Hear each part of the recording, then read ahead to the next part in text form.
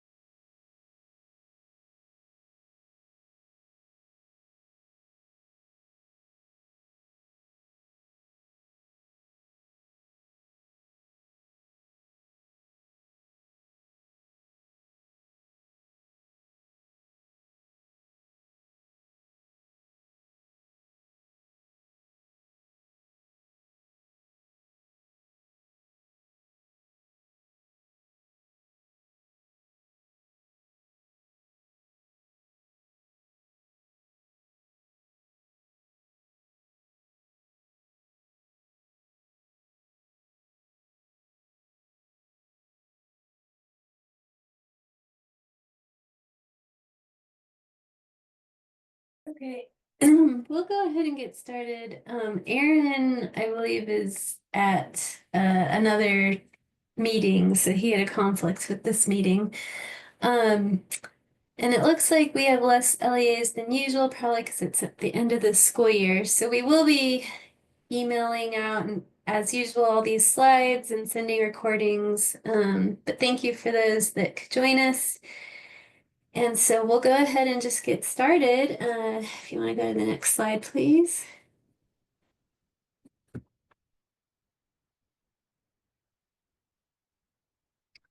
Okay, so we wanted to start, and we'll also end the meeting with this slide for those that are joining late.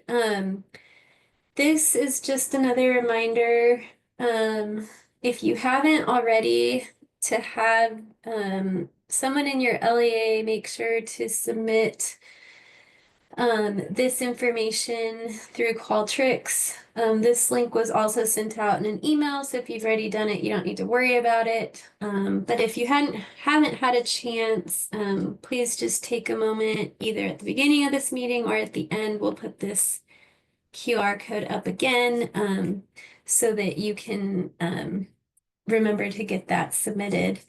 Okay, and then we'll go to the next slide, please.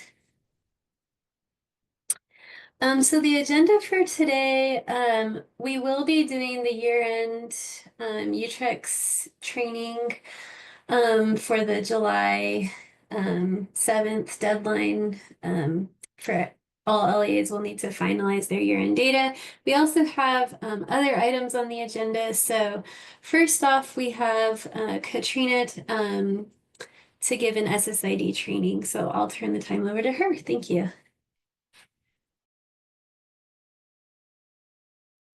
Awesome. Well, thank you for having me, you guys, today. Today, we're just we thought it'd be a good idea to just do a high-level training of what goes into the SSID merges and how to go about doing that. So let's go ahead and go to the next slide. So one of the most key things I think people forget, or new people coming on, that we need to make sure it's the same student, that we're not merging two students that happen to be similar or we think they're the same. And so there's some precautionary measures that need to be taken place. And so one of them is when you're looking for that student, don't type in their full names. Type in like 3 or 4 characters of first and last name when searching for them, because depending on how another school typed them, they might have included an A instead of an E or something like that, which can make it very difficult to pull up multiple matches. And then the other piece of that is once you pull up a student and you believe it is the student that you're actually looking for, look down at the student history below that student. And what you'll be able to see is like lines of history of where that student attended. And if there happens to be different SSIDs associated to that history line, this will allow you to see who the LEA is that you need to reach out to. And to find that contact list is in the upper right-hand corner of the SSID web portal under support. And it gives you a complete list of LEA contacts, and you can search by the LEA number or by the person you're looking for. But those are things that just getting you kicked off when trying to find those onesie twosies that you just can't seem to find, or you're running into issues. These were just a few helpful hints that we wanted to give out regarding this piece of it. Does anybody have any questions about this part of it?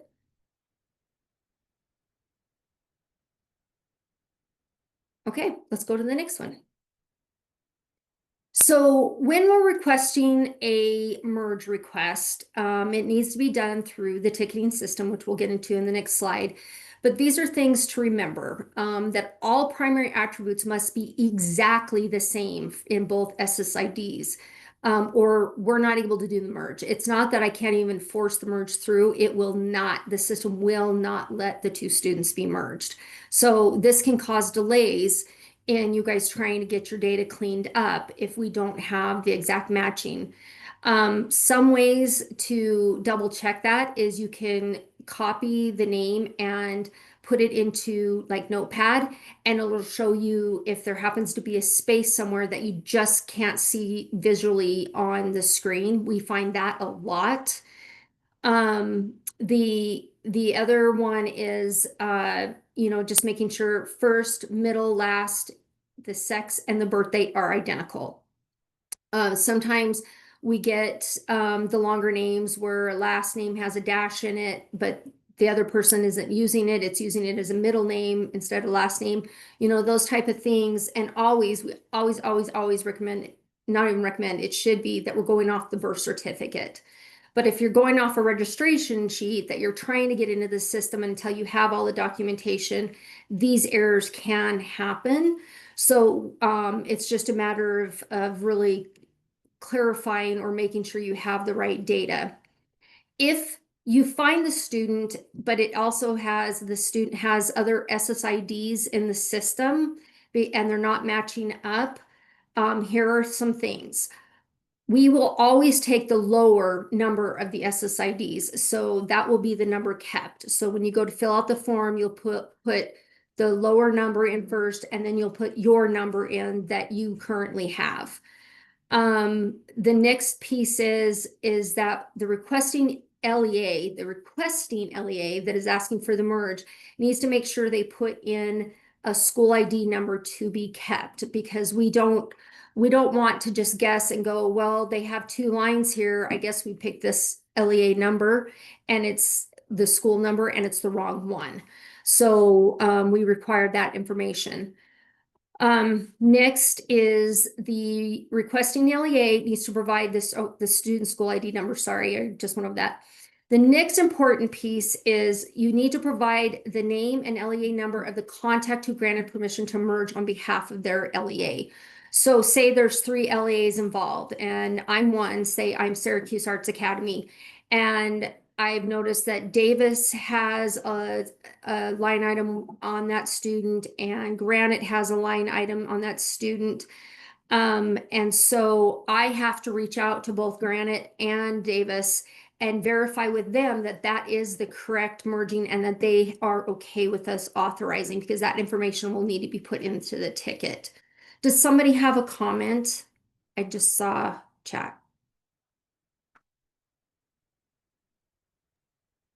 Yeah, Katrina, the question is in the chat. It just says it's rare, but what if you're the district that has the older SSID? Should the other district request the merge? So usually the merge is being requested by the school that has obtained that they're currently attending, right? Um, and so that's where that duplicate comes in, where a duplicate was made, and then when they go to search form, somehow it was the old, the old one is there, but now there's a new one.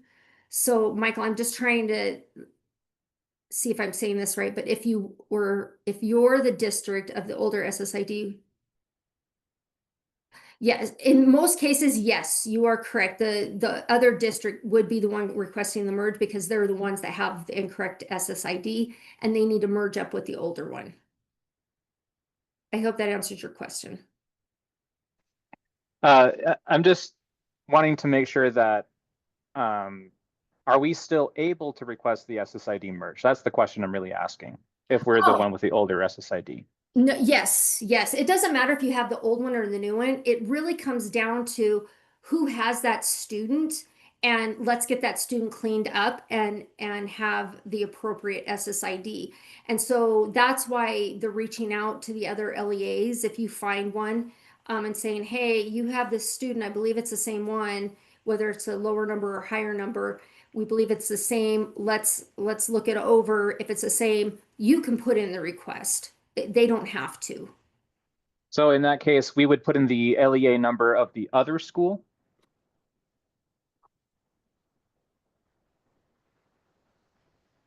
No, it would end up falling on your guys's. It would be the one for your school. So we would, okay, so we would still use our LEA student ID. Yeah. Yeah. Okay. Okay. Perfect. Okay, and then we have another one. We just found a duplicate student yesterday. The other LEA listed is Baby Watch, Early Invention. Who do we contact for these? I've had a few similar to this, and the original SSID created by Baby Watch has not been used again after their creation. So you're going to find that with these preschoolers and programs, daycare programs and stuff that go through Baby Watch, it's USB-E that's actually creating these, and they will follow the student all the way through their student career. So Baby Watch would be the default one. But if something on there is not matching, I will have to get who the contact is for Baby Watch. I think there's 3 people that you can reach out um, to get that information and work with them to make sure that that you guys can get them merged and get it created.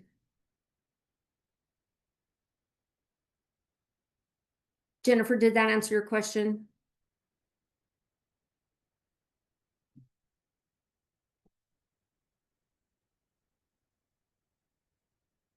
Okay. We request merges all the time while looking through our dropout list. I always thought it was the district who discovers the possible duplicate that asks for, does the request once they've confirmed an all aids agreement. In majority of the time it is. It is that case, Keith. It very rarely have I seen a district come back like what Michael was asking and ask for the merge. The majority of the time it's the LEA that currently has that student that is asking for the merge, and they have to get the confirmation and agreement from the other LEAs. So it sounds like Baby Watch is something that maybe I need to get some more information on that we can get maybe for next time, and maybe do a little presentation of what that all entails and who to reach out to if you have questions regarding the Baby Watch.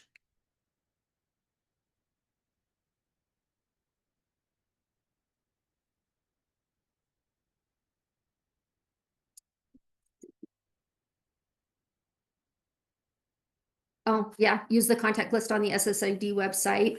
That's true.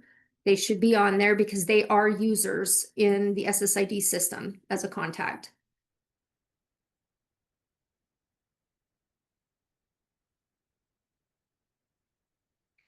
Yes, it's better to look for a singleton or a double, a few out there to look for it first. to see if you can find it. There are a lot of Baby Watch creations. That program has just grown over the years as far as issuing SSIDs to these because they're receiving some kind of funding to help pay for them to be in a preschool daycare environment. So that's why we see a lot of those. So I think, Calista, after we have this meeting or whatever, one of the line items for maybe not next meeting, but or whenever we have time, we can definitely do a little presentation on Baby Watch. I can dig into that. Yeah, we could probably do that in June. Okay, okay. Okay, so next slide. So the way to do a merge request, we don't send in emails or anything like that anymore. We go out to the application help desk, .schools.utah.gov, and you log in the right upper hand corner, and then you'll see 3 buttons on your menu. And the one you want is submit a request. So you really have 3 options in there. You have report an incident, submit a request, and your knowledge-based documents that you can go look at. And then the submit a request, I always tell people something's not broken, right? It's just something I need. Incident is something's broken and I need it fixed. And that's the easiest way it's been for me to train people on what these mean. But we're going to do a submit a request. And then next slide. Then what you'll be able to do is the service catalog will come up.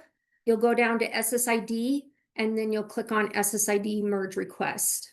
You can also search in the search field on the home page where you see the service request for SSID merge, and you can click on it and it will give you this option also.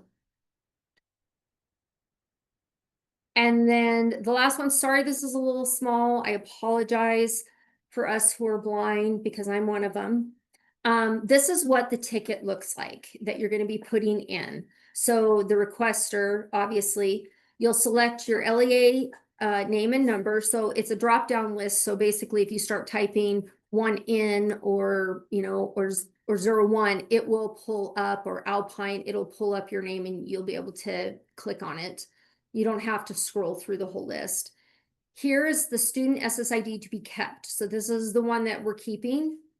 The next one is the SSID to be merged away.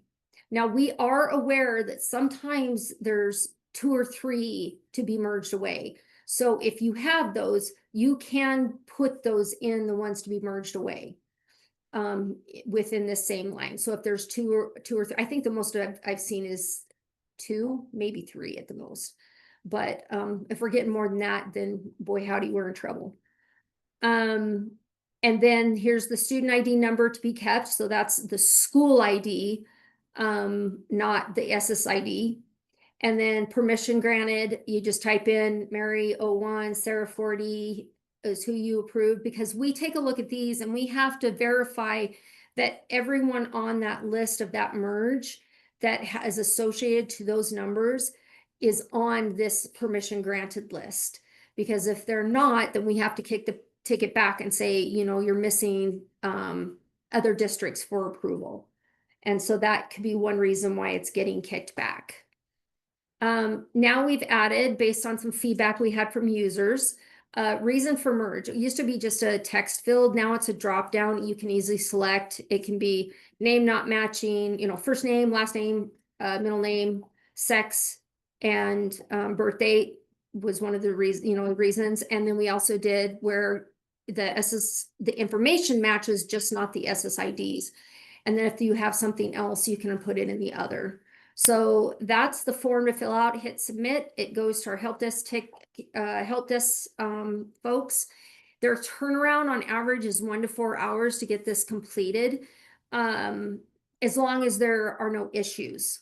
So if we kick the ticket back to you asking for more information or telling you what's wrong, we really need you to get us that information, because it will only stay open for 7 days and then it will automatically resolve itself because we have not heard back. So I just want to make sure that we're clear on that, that this ticket just doesn't stay open forever. Once we've replied back asking for more information, it puts it into a pending status. You will get an email reminder at 3 days, again at 5 days, and then it resolves itself at 7 days, which is led into why during ETLs we are going to be discussing today deadlines, but we have a slide later down further that we're going to talk about regarding new deadlines around SSID merges. Any questions about the ticketing side of it?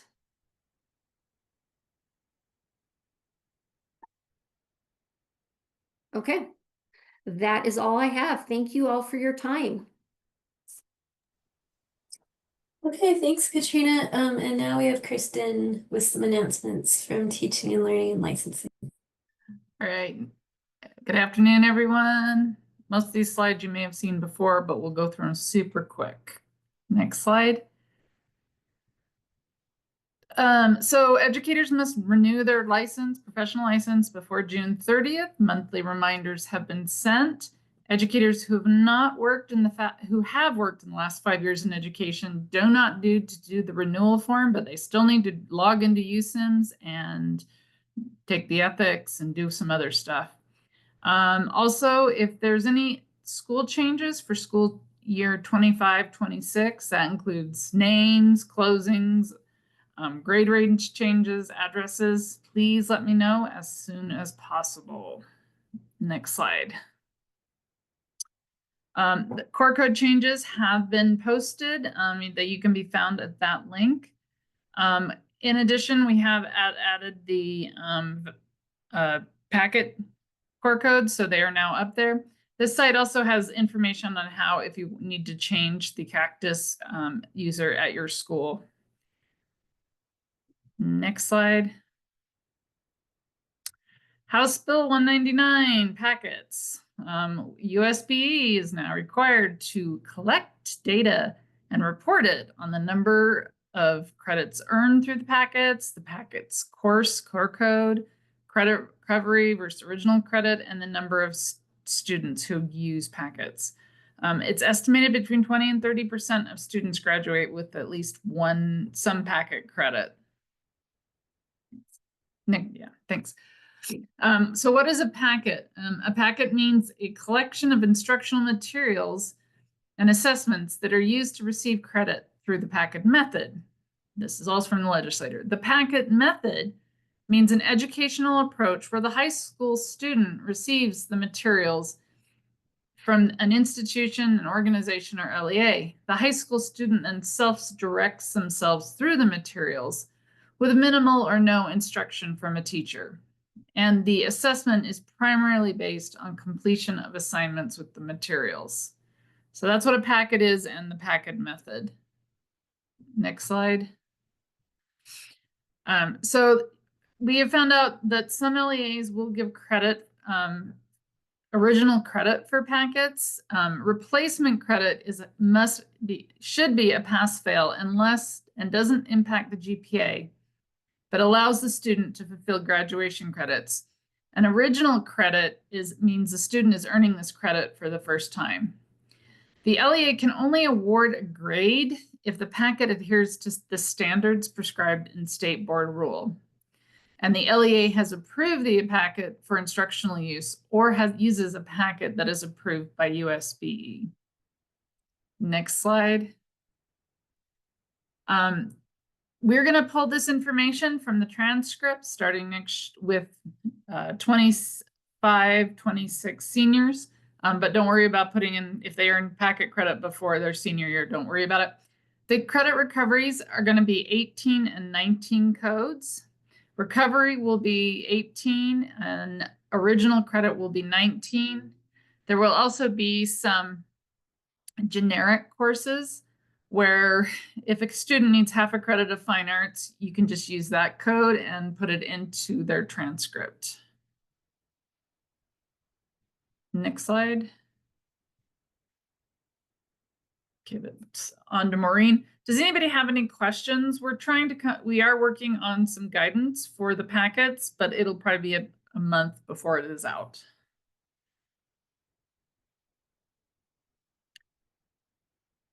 Great. No questions. No, You're I up, have a, Maureen. no, I have a question. Can I ask a quick question? Sure. What if students go to if there's a Northridge Learning Center is in our area and Right. but so students, if they go there and get credit and they have a transcript from there, it's not ours, but we put it on their transcript here because it's their It's credit. We didn't right, issue but it. So right. we just still can put it on their transcript. Right, but if it's a packet, they're doing the packet method, which Northridge does, they're gonna have to get their packets approved through USBE. So that's on Northridge though, and That is on Northridge, yep. but if we receive a transcript from somewhere and don't know if it's packet or not, it's still a accredited high school transcript, then they get the credit. We Yep. can combine their transcripts and all of their credit. Is that correct? Packets will need, or that will be coming out in the next month about how to get packets approved. If you, at an LEA level, if you've got packets, you do not have to get them approved for Okay. your own students. It's assumed that you have said the LEA have vetted them and they're okay to go.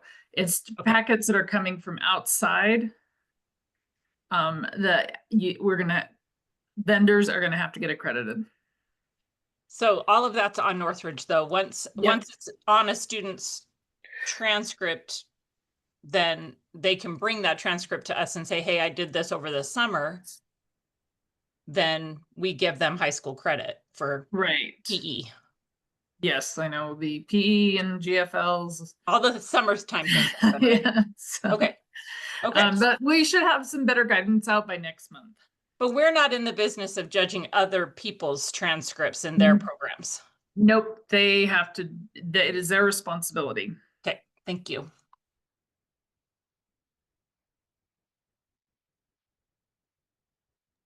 All right, Maureen. Kristen, there's a few questions in the chat. The first one is where do we get packets approved? And then the second one is what if another LEA sends a transcript that states the credit is recovery credit but issues a letter grade? Okay, so if at this point in time, up to this year, you just have to take it. But starting next year, if it's credit recovery, we're just gonna have to assume that the LEA that gave them a grade is adhering to our standards. This is not credit replacement for the grades. Packets cannot be used for credit replacement to replace grades. So that's something different. You cannot use a packet, it's in board rule for grade replacement. So, but most packets are pass fail. We don't see too many that are with the grade. It's going to be a couple of years in flux until we kind of get a handle on this, but we're trying to. But if it's all you can do is worry about yourself is if your packet adheres to the core standards, you can give a grade. If it doesn't, give it a pass fail. Any more questions? And then the one about where do packets get approved? Oh, that will be coming on USBE's website. It's Okay. not. And then there was one other one. I thought with credit replacement that it is supposed to replace the old grade as if it didn't exist, meaning exist. should we put more than just a pass So- fail? Yeah, so credit recovery, you cannot use a packet for a grade replacement. So so if a student wants a grade replacement, they need to take the full class again. So it's not, so packets are different so you do not replace a fail with, or a course that a student failed with a pass fail. Both of them should be on their transcript. So hopefully next month I'll have some better guidance for you guys, but as of right now, we do not. We're still working on it.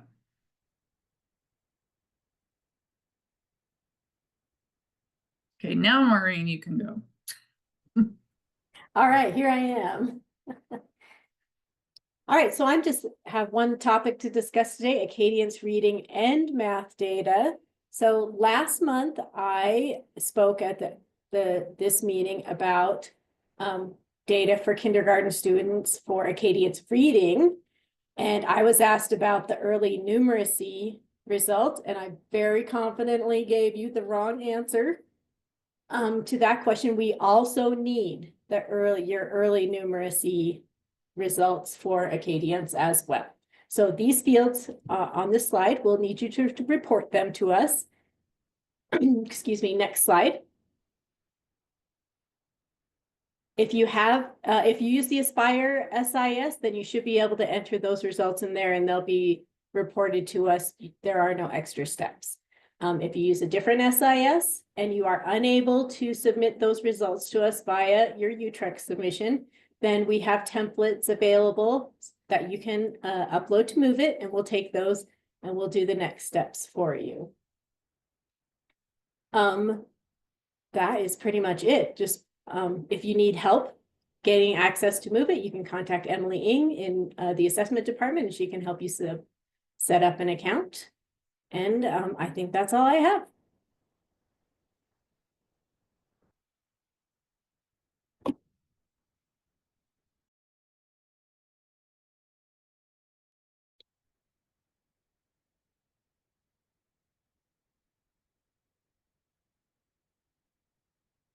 Okay, I guess that means that I'm up then. Is that right?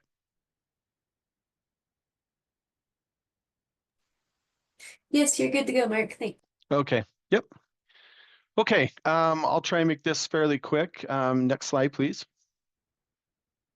This is just a quick update for those of you that were at the Spring Data Conference. Some of this will seem a little bit of a review, but essentially letting you know here that we now have access in place for you to be able to manage your own tokens and secrets related to the student backpack API and the endpoints that we have available. If you could go to the next slide, Calissa. That just letting you know that student demographic information is also available. So we're at the point now where we have real student assessment data that's ready, student demographics and summative attendance API endpoints. And just another real quick plug for those of you that want to be early adopters. We've heard from pretty much, we have at least one LEA that's volunteered to pilot or kind of be one of those early adopters of this for each SIS vendor. We're going to start with Davis. We met with some stakeholders, our key stakeholders there in Davis, and we'll begin there in doing the implementation. But if you or your LEA have interest in getting that information and kind of testing early so that you're not trying to incorporate all of this data at once into your SIS, please let me know.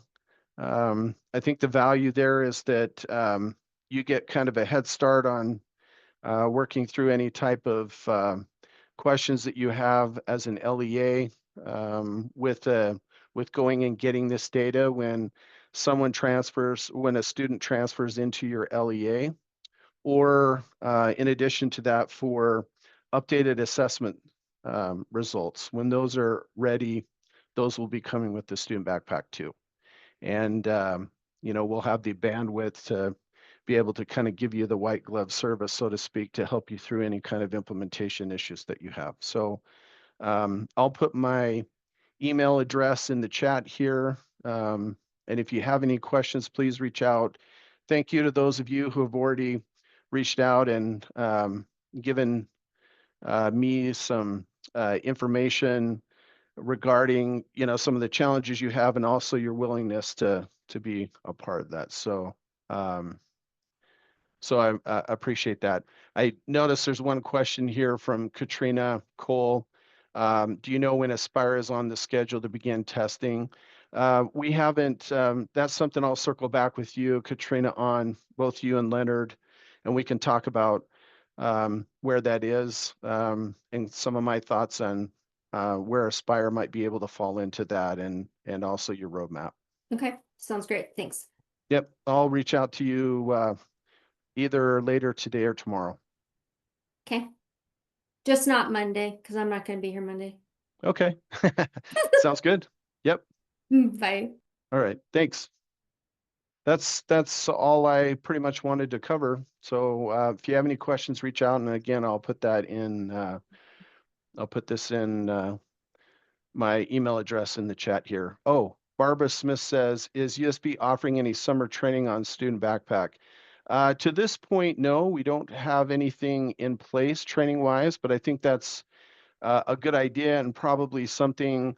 I've got a bullet point, you know, in my notes, I've got a bullet point, so to speak, level note that says we need to kind of think through that. So, you know, happy to walk through, you know, some of our ideas for some of that training, Barbara, as soon as that's available, but it probably wouldn't be something that we would do until maybe post July 1st.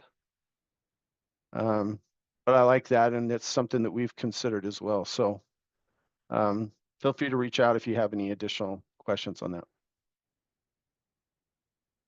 Okay, that's all I have. Okay, Thank thank you. you, Mark. Yep.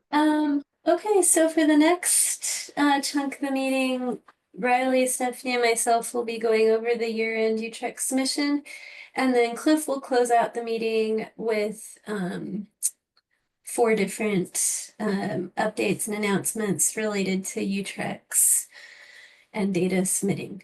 So we'll go ahead and start with the year-end training, and I'll turn the time over to Riley to go first. Hi, everyone. So we are approaching the year-end data submission period. So just wanted to provide some reminders about deadlines. So the deadline for historical update requests is Monday, June 23rd by 5 p.m. And that's 2 weeks before the 7th of July. And so if you get a historical update request in and it's approved, then this guarantees that the update will be completed before the year-end data submission is finalized. If you get a historical update request in after this deadline, all the teams involved will do their best on all of those requests, but it's not guaranteed. The deadline for the year-end data submission is Monday, July 7th by 5 p.m. The deadline is always July 7th, except when it's a weekend or a holiday. Just as a reminder, the 4th is on Friday, and then the 5th and 6th are Saturday and Sunday. And so there are, those 3 days before the 7th that people will probably not be working. And so just to have that in your awareness as you're getting ready for finalizing. And we always hope for an on-time submission. The earlier, the better. The later you wait, the longer it can take submissions to actually get through, and there can be issues that are found. So yeah, earlier the better. Next slide. And then Katrina mentioned this, so we're implementing a deadline for SSID merge requests in the same way that historical update requests work. And this is also to guarantee that if you get your requests in, that they'll be completed. So the deadline this year for year-end SSID merge requests is Monday, June 16th by 5 p.m. And so if all the necessary information is provided on the merge request, then this deadline guarantees that the merge will be completed before the year-end submission is finalized. And then similarly, all the teams involved will do their best on requests received after that deadline. And then so just a note, we're requesting that you submit SSID merge requests when possible 2 weeks prior to the finalized deadline for October and December for a guaranteed submission. But for year end, the merge requests need to be submitted 2 weeks before the USB freeze, which is June 30th. That's why this deadline is not 2 weeks before the finalize. It's because the updates will not actually be able to be made. And so that's why the 16th is the deadline. And we'll make sure that these dates are known to LEAs each school year and each finalized submission period. And then another note to please respond to comments on merge request tickets for more information in a timely manner. So that ensures that your request gets done. Some important notes for year end. Please make sure you continue to review data and submit daily as the school year finishes. Make sure to collect all necessary data from the appropriate personnel before they leave school for the summer. Please review and finalize data in UTREX prior to the year-end submission deadline. And also please make sure to have appropriate personnel in the office or being available to finalize on time. So someone must physically press the button, as we cannot do it for you. And we also may need to contact your LEA after you finalize if we find something that needs to be fixed in your finalized submission. So please have someone available that can respond through July 7th, maybe even a few days after that day. Like I said, it's we've got that holiday weekend beforehand. And so if you're planning on jetting off somewhere, please make sure that there's someone else in your place and that they have been communicated to us, or we know how to contact them just in case something happens. Next slide. Some other important notes, so you can finalize at any point prior to the deadline once the finalize button is active in UTREX. And this year, the goal for that is June 16th. We strongly encourage all LEAs to review their courtesy data review before finalizing. And we are getting ready to do the courtesy data reviews. So we'll be starting that the week of May 27th, so next Tuesday. And we expect to have all the reviews completed by the end of the following week, June 6th at the latest. And if you don't receive it by then, please contact us. We'll be prioritizing. We did this last year. So we prioritized doing reviews for LEAs in the order that they finished their school year.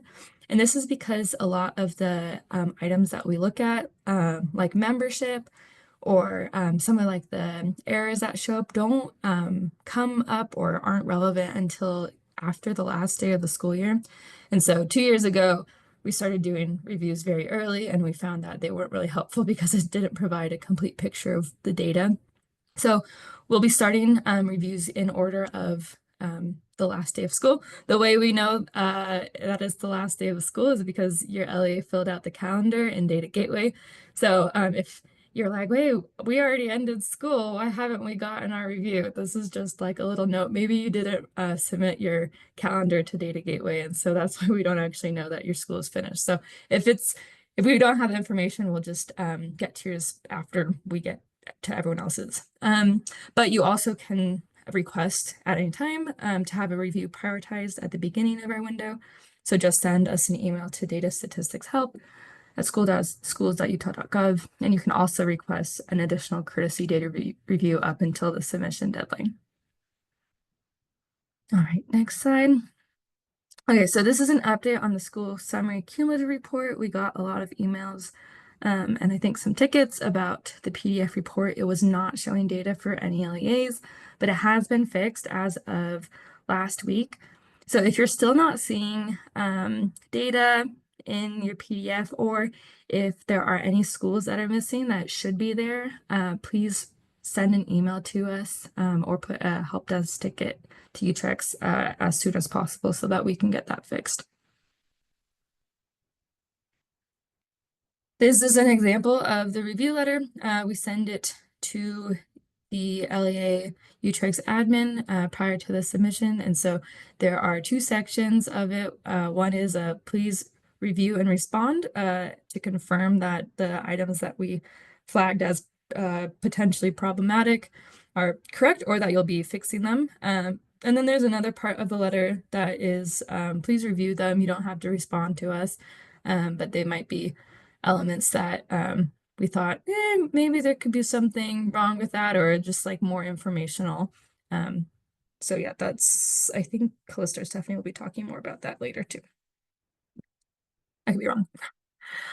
So these are just some bullet points, the next couple slides of what we'll be reviewing right now during this training. And so we can skip.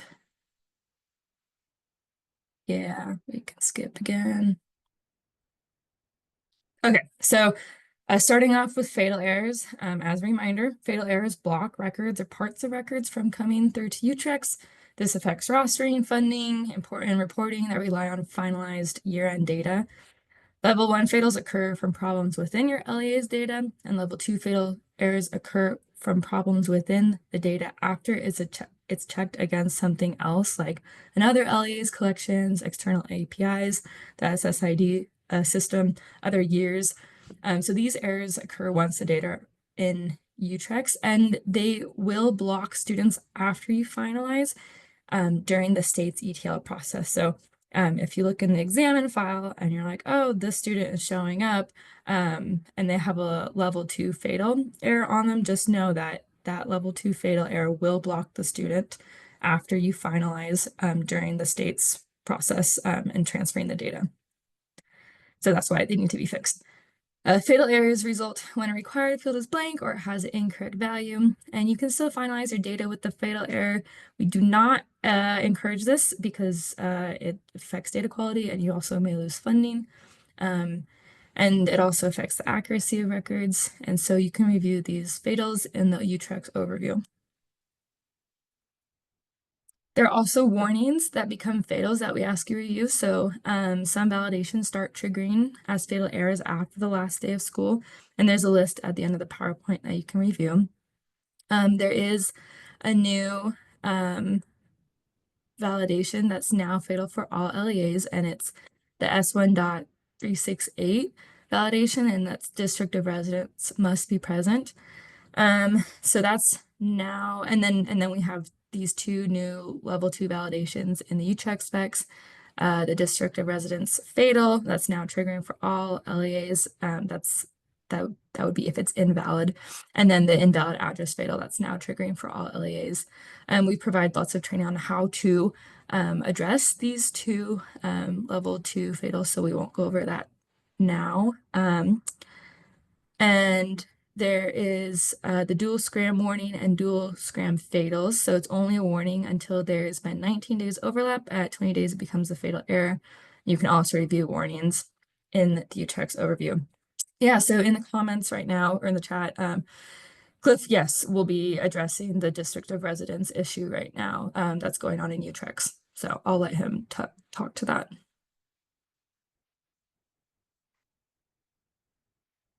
And then just warnings in general, please review all warnings, check SSID warnings, put in merge requests when necessary. Recall that we have a deadline now. And warnings are triggered by issues that may or may not be incorrect, but you should always check all warnings to verify that the data are being reported accurately. Don't change the data to make the warning go away if the data that are currently submitted are correct. So if you verified the accuracy of the data, you'll just keep getting the warning. So it won't go away and you just have to ignore it. Some examples are, like a student who skipped a grade level, you'll get a grade level inconsistency warning. We also get a lot of emails about a specific warning that shows up when parent or guardian phone number is missing. And so this is a warning that is required, like when you have a SPED student and it's really important for the SPED team to be able to have the ability to contact parents, but parents can opt out from having their phone numbers shared. And so you might have like in Aspire, they have like an option to not share directory information. And so if the parent has said don't share directory information, then you're going to get that warning always because that parent has not allowed their phone number to be shared, and you'll just have to ignore it. You can explain to them the importance of that data being shared, but you'll have to ignore it if they don't want it shared. Next slide. Oh, okay. Ooh, Keith McLean, what is the correct process for when a student moves up a grade or is held back? Does a historical record update need to be submitted? Calista, my answer is no, you don't have to submit a historical update. So it kind of depends on the situation. If the situation is such that you've enrolled a student and you realize after they started that enrollment record later that it was a data entry error or you had the wrong information at registration. When it affects a cohort, that would require a historical update, yes, to change any past grade level. It's not going to trigger a fatal error unless it's greater than 3 grade levels in UTREC. So if a student ever they do a grade level, like they're in 2nd grade, and then the next year they get enrolled in 5th grade by mistake, that's going to trigger a fatal error. The only way to resolve those grade level fatal errors is with the historical update as well. So it's not just 9th grade and up. When they get enrolled in a grade level and they do the coursework for the grade level you enrolled them in, we will look at that more closely. We tend to only approve historical updates for grade level changes when there's actually evidence on their course record and enrollment history that it was an error. So you can contact me if you have a specific example of a student. 9th grade and up grade level changes will affect the cohort, but we do make the changes K through 8 as well.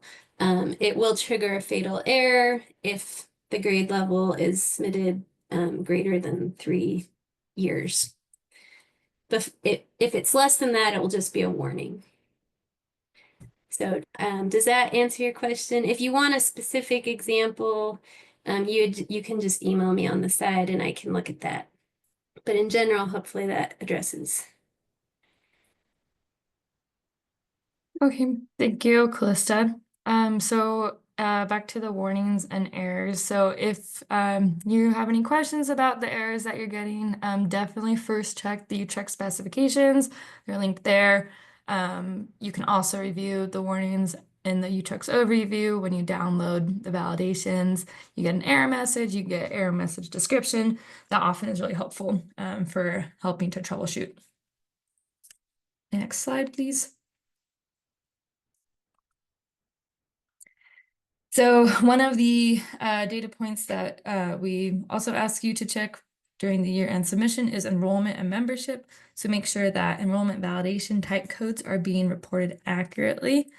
Check that your average daily membership, cumulative enrollment and membership by grade level is looking correct. Check self-contained membership. Check for students with less than 160 days of membership. And check for high counts of students with less than 180 days of membership. We expect that a majority of students should have around 180 days of membership, or exactly 180 days of membership. So for most LEAs, we don't expect to see a large percentage of students with less than 160 days of membership or between 161 and 179. And also check for membership that maxes out at a number below 180 days.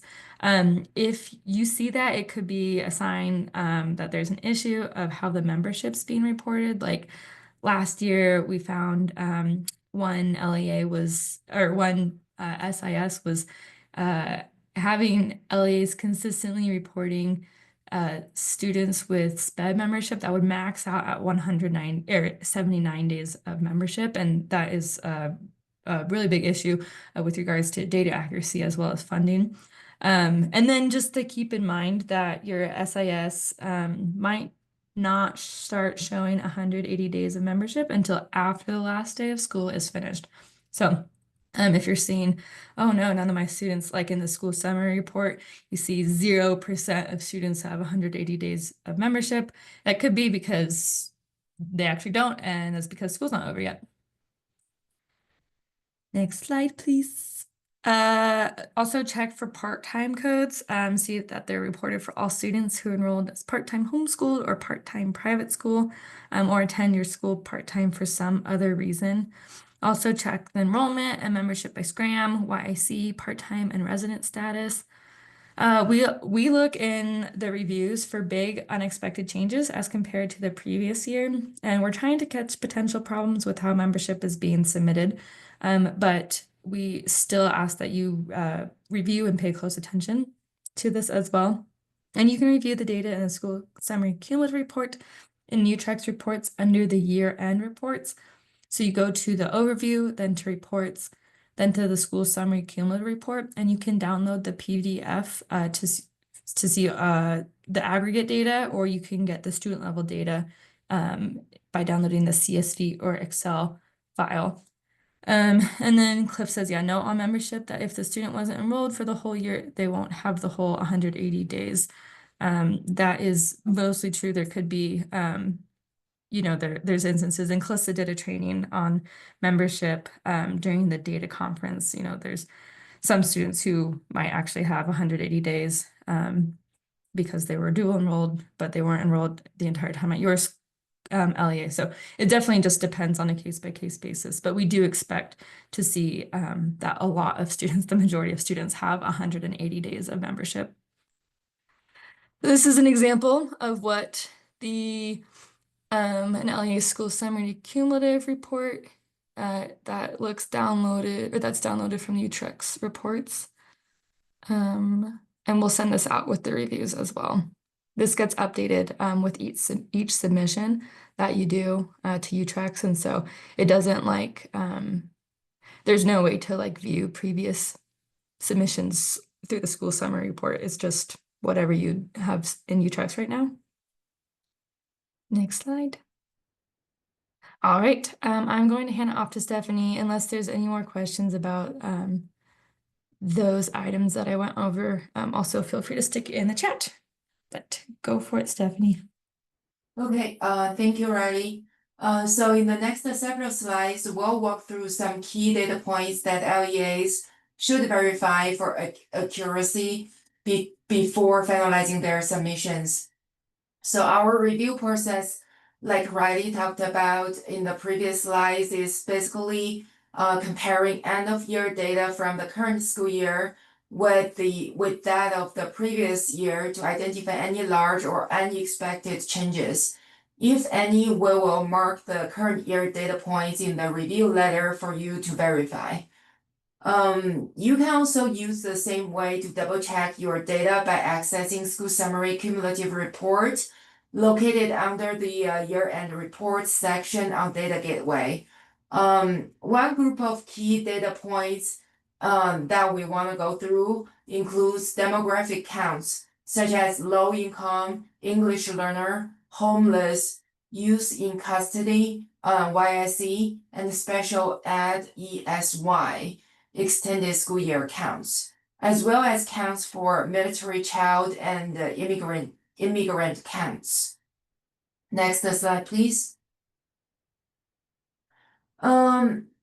The other group of key data points includes Acadian status and intervention.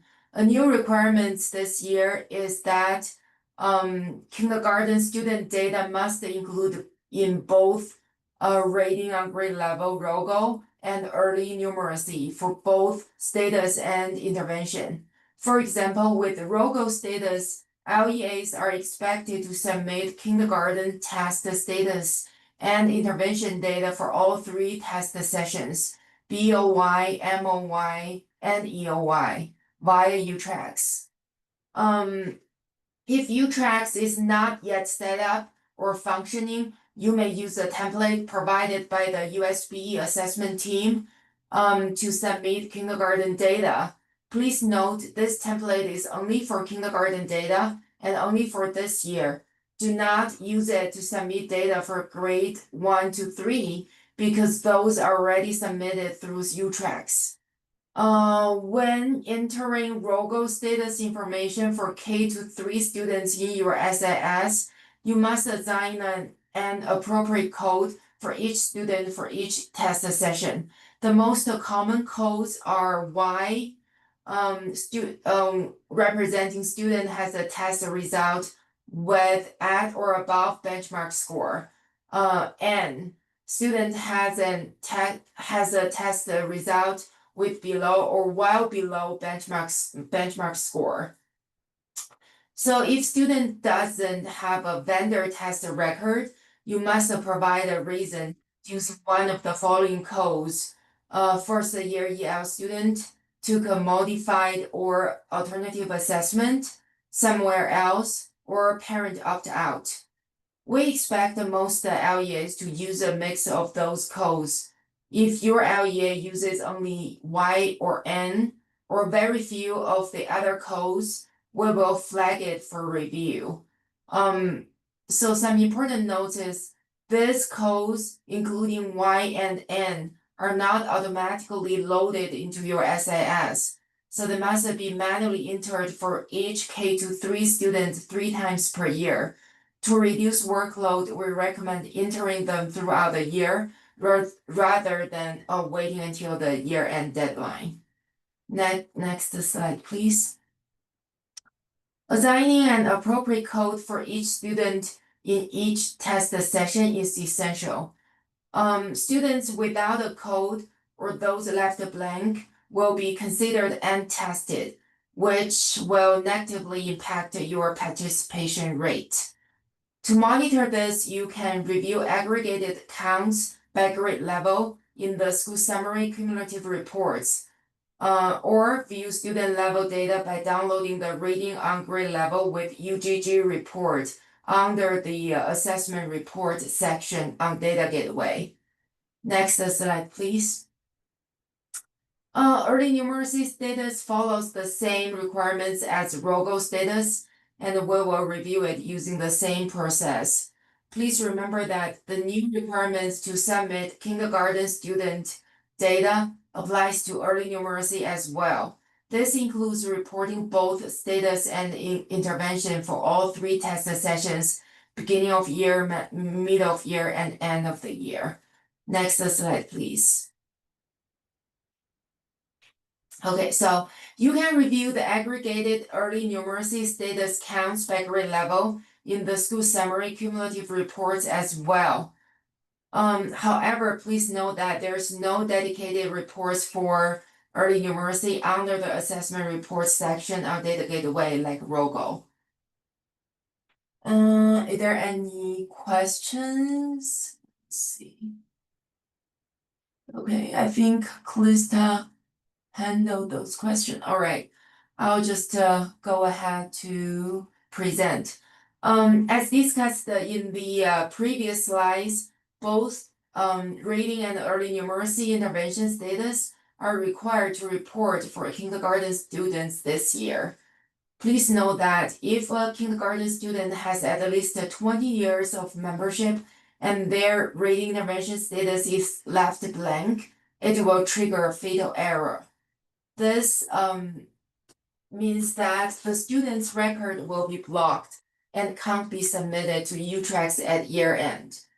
The related error message, such as S1.351, which currently applies to grade 1 to 3, will be updated to include kindergarten students starting next school year.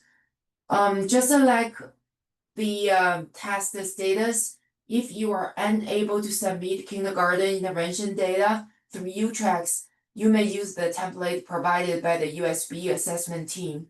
However, this template is only for kindergarten data and only for this year. Don't use the template for grade 1 to 3 as their data should already been submitted through UTRAX. Again, you can review the reading intervention counts by grade level in the school summary cumulative report and view student level data in the rating on grade level with UGG report on Data Gateway. Next slide, please. Early numeracy intervention follows the same requirements as reading intervention, and we will review it using the same requirements. So I'm not going to go through early numeracy. Next slide, please. Other key data points including kindergarten type codes, which have been updated to just 2 options this year: full day and half day, FN and NN. So this code are used for WPU, weighted pupil unit, funding calculation purpose, which have been in effect since 2023. Student with regular half-day enrollment will receive 55% of their ADM. And student with regular full day enrollment will be funded at 100% of their ADM. Because this codes directly impact the funding, it is critical to report them accurately. So last October, some LEAs submitted incorrect kindergarten type codes in U-Tracks. And unfortunately, no extension was granted to make corrections. So to avoid the similar issues, this year, please ensure that kindergarten type codes are submitted correctly when finalizing your data before a year-end deadline. Next slide, please. As mentioned earlier, we will review your kindergarten type code data by comparing what you submitted in U-Tracks this year to what was finalized at the end of last school year. If we identify any large or unexpected shifts, we will flag your data for verification. Our goal is to ensure that half day is not reported when it should be full day and vice versa. One important note is that some SIS platform may automatically pre-fill kindergarten type codes with FN, which is full day. So if a student is enrolled in a regular half-day program, you must manually update the code to NN. You can review aggregated counts by kindergarten type code in the school summary cumulative report and the student levels data in the examine data file. Both reports are available on a data gateway. Next slide, please.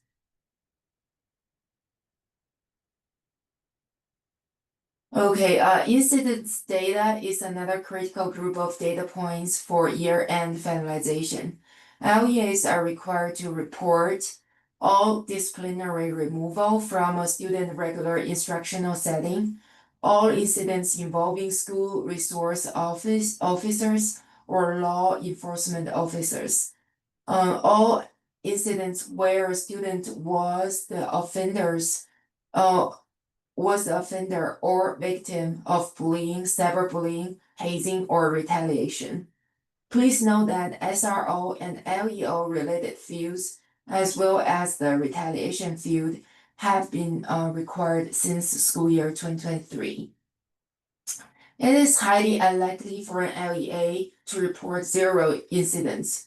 To evaluate the incidence data in our data review process, we compare the number of reported incidents to total student enrollment. Our review threshold is 1 incident per every 50 students. That is relatively low ratio we used.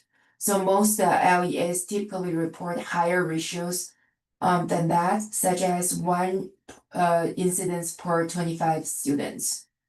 This comparison helps us identify underreporting and ensure incident data accuracy across the state.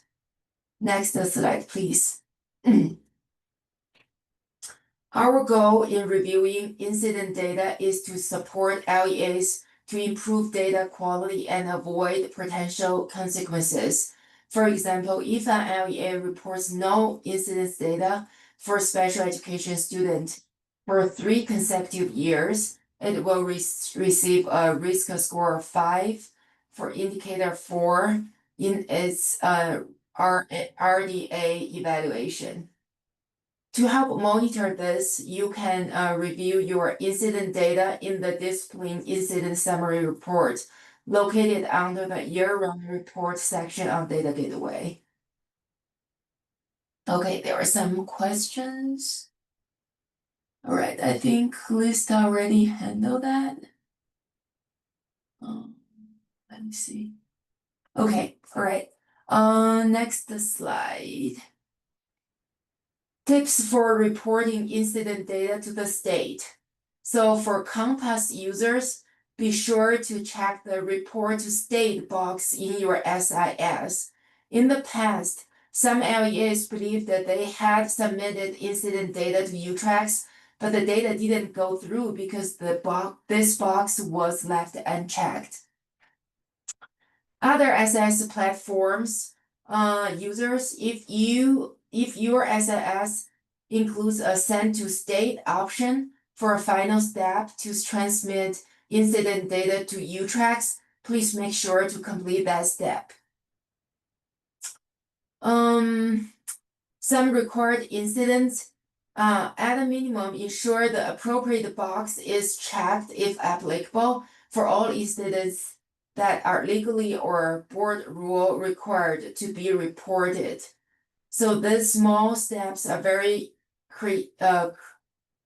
it's very crucial for you to ensure your incident data is successfully submitted and compliant with reporting requirements. Next slide, please. Below is a list of incidents that must be reported in accordance with state law and board rules. Please take a look at them offline thoroughly and ensure your reporting meets the minimum compliance requirements. So all incidents that are defined as a grounds for suspension or expulsion or prohibited behavior, even if the student is not suspended or expelled. You must report all incidents that result in the student being removed from their regular education setting. All incidents of bullying, cyberbullying, hazing, and retaliation, including information on the offender as well as the victim. Next slide, please. Any incidents that involve the use of emergency safety intervention, a restorative justice, or self-discipline. Any incidents involving SRO or law enforcement activities, or any incidents that was alleged to have been on the basis of protected class. So I think that's all about it. I'll give it to Klista. Okay, great. Thank you, Stephanie. We can go to the next slide. So continuing on with important data points that we will review on the courtesy review, and we're sharing these with you as well because we hope that you will also be looking at these same data points on your own. The services offered flag, this is a special ed data point. What you're checking for is that it has been reported correctly for any SPED students who have had more than 10 days cumulative of disciplines. We do have a specific report for this in Utrex where you can just download that. It's under Utrex year-round reports, and it's called the Discipline Incident Summary for SPED. If you have students on there, then that's what you're looking to fix. We will also look at that and flag it on your courtesy review if we find that, but that's just a place that you can look yourself. And the idea is that any SPED student who has had disciplines reported, if there's more than 10 once they've hit 11, then they need to have had services offered. All right, next slide. Okay, another SCRAM data point that everyone should be paying attention to at year end is the extended school year counts. On this one, we're mostly looking at big changes, whether that's an increase or decrease compared to what you finalized last year.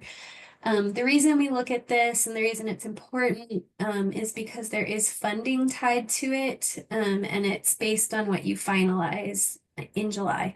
And again, there is a specific report in the year-end reports in Utrex, and it's called the SCRAM Extended School Year Report, and that will give you any student that is currently being reported as ESY. All right, next slide. Okay, changing gears a little bit. So I'll be talking about a few graduation points. We do realize that the final grad rate for cohort 2025 will not be run until the fall. However, as we go into year end, we hope that LEAs will still review what they're submitting now. That way, anything that you can do and finalize now, you won't have to update with a historical update or with an S1X later on. We realize there will always be some updates that have to happen, but if it's a case of like your SIS just defaulting a whole school to a code, it's better to go in and fix those now when you know what the student is doing. Because basically you can just put it directly in your SIS, finalize, and then you're done. S1X updates, historical updates, those take a little more effort. And once the school year rolls over, then it requires those updates instead of just being able to directly put in the code if you know it now. So some of the codes that we'll look for at year end, the first one is the CB exit code. This is not a very widely used code. It's newer in the last few years. The only LEAs that should be using this is if you have a competency-based education program, PCBL, and you would know if you have that because there's an actual flag in Cactus. So if you don't have a school that has that competency-based flag in Cactus, then this would not apply to you. But if you do have that flag, we would expect that there's at least some students graduating with that code. There is not funding tied to it, but it is for data accuracy. So please review if you do fall in that category of an LEA that could possibly be reporting that code. For other early graduates, but just remember that both a high school completion status code and an early exit code must be submitted in order for the student to count as a graduate in their cohort year. So I do get that question a lot, specifically for 11th graders that graduate early. They're not going to count as a graduate in the year that they're in 11th grade, but the coding will count them as a graduate in the following year, their cohort year. So it is important that they are coded with that 11 exit code, whether they graduate in 9th, 10th, or 11th grade, and then the GR status, and then they will count in whatever their expected cohort year was. And you can review any of those codes in the school summary cumulative report. You can also look in the examine file. You can also reach out to me or David, and we're happy to look at any of those graduation coding. Next slide, please. Okay, one note that I added this year is on early graduate funding. In the past, the 11 exit code was tied to possible funding. There was a scholarship, the Centennial Scholarship, that was removed from the Utrecht specs because that no longer exists. So at this time, based on that exit code alone, there is not funding for an early graduate. The 11 exit code will basically count the student as a graduate for the cohort graduation rate. So it's still important to use it. The funding, though, comes from the early grad flag, and that's on the student record. And that flag is when the student actually has an early graduation plan. They've met with a counselor and they're taking more courses, and it's planned out. They don't just happen to graduate early, but they have a plan in place. That is the way to get the funding, is with the flag. The 11 exit code is how to have them counted correctly in the grad rate. All right, next slide. Okay, some other codes that we will look at, and the reason that we look at these ones in particular in July is because these will count as dropouts if they are not changed before October. The WD code is withdraw. A long time ago, we saw that it was widely overused, and we saw maybe there was misunderstanding. It's called withdraw, so a lot of people were using it just if a student exited. But we have so many other exit codes that probably describe the way the student exited in a more accurate way. So withdraw really is not used in in a very common way. So we do review that just because it is a dropout, and where another exit code would be more appropriate to use. We just want to make sure that LEAs aren't using the withdraw code for every single student that exits. The graduation pending code GP is another code that will count as a dropout if it's not updated. It really should only be used in July if a student is actively planning to finish over the summer. So if you don't know if a student is just ending this school year and you're kind of up in the air what they're going to do, it really should not be graduation pending. That should only be for students that you know are intending, they're super close, they have a couple credits, or they're going to do a summer school course, they're going to finish before the fall. And we would encourage you not to default your SIS to using the GP code, because that will count as a dropout in the fall. Other codes that will count as dropouts if they're not updated is the exit to adult education and exit to take the GED. We just want to make sure that if a student does exit that way, then that is the right exit code to use. However, you just have to make sure to re-review those ones before October, because if they pass the GED or they got a diploma in adult ed, you would want to make sure and update those, because AE, GE alone will count as a dropout.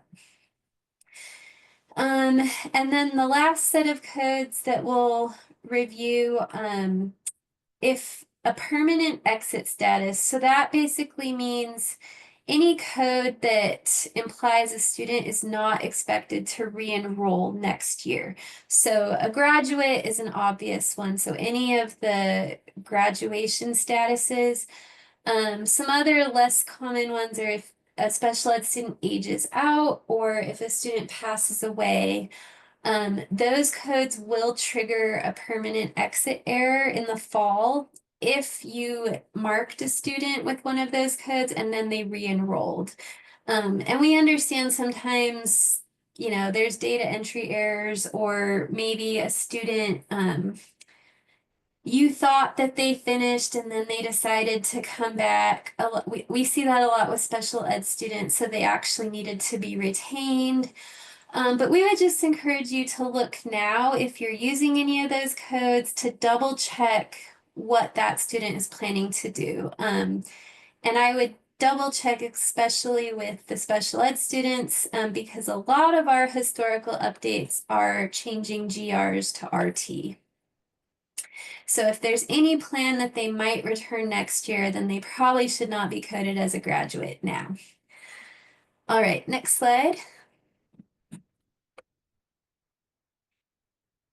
Okay, Malia talked about this pretty extensively at the Spring Data Conference, but we just want to make sure everyone knows there is a new exit code available, and you can submit it now if your SIS is able to.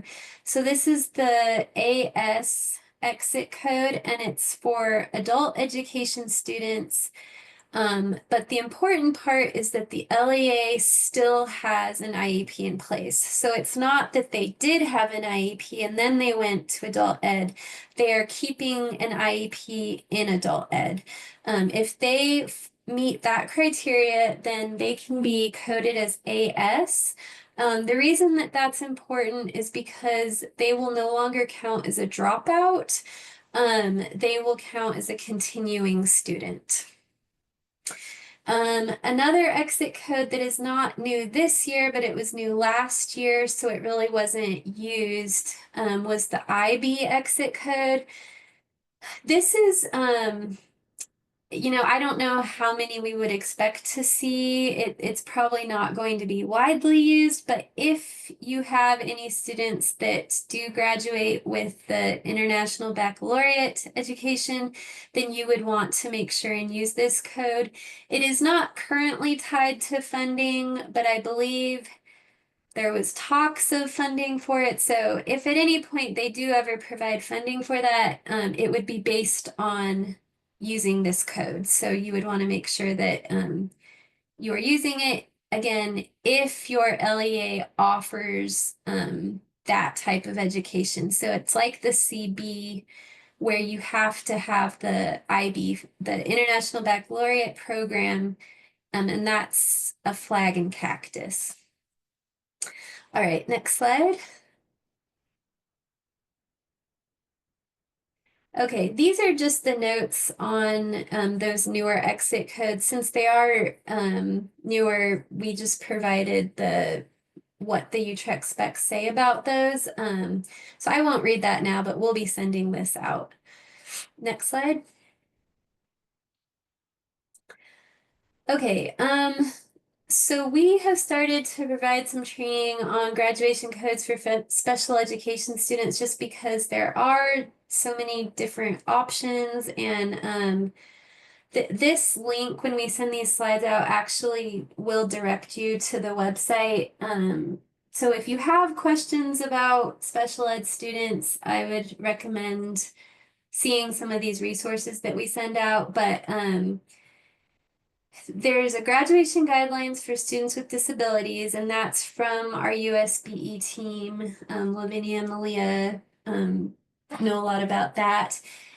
It includes information about IDEA requirements and FAPE, participation in graduation ceremonies, hypothetical situations where more than one high school completion status code might be appropriate and you're trying to decide which one.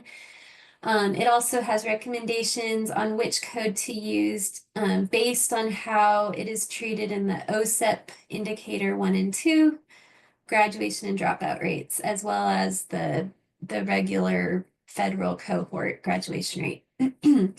And then for more information specifically about OSEP, there is a link there. So please see those if you have questions about special ed students, or you can reach out to Malia, and in some cases I can help as well.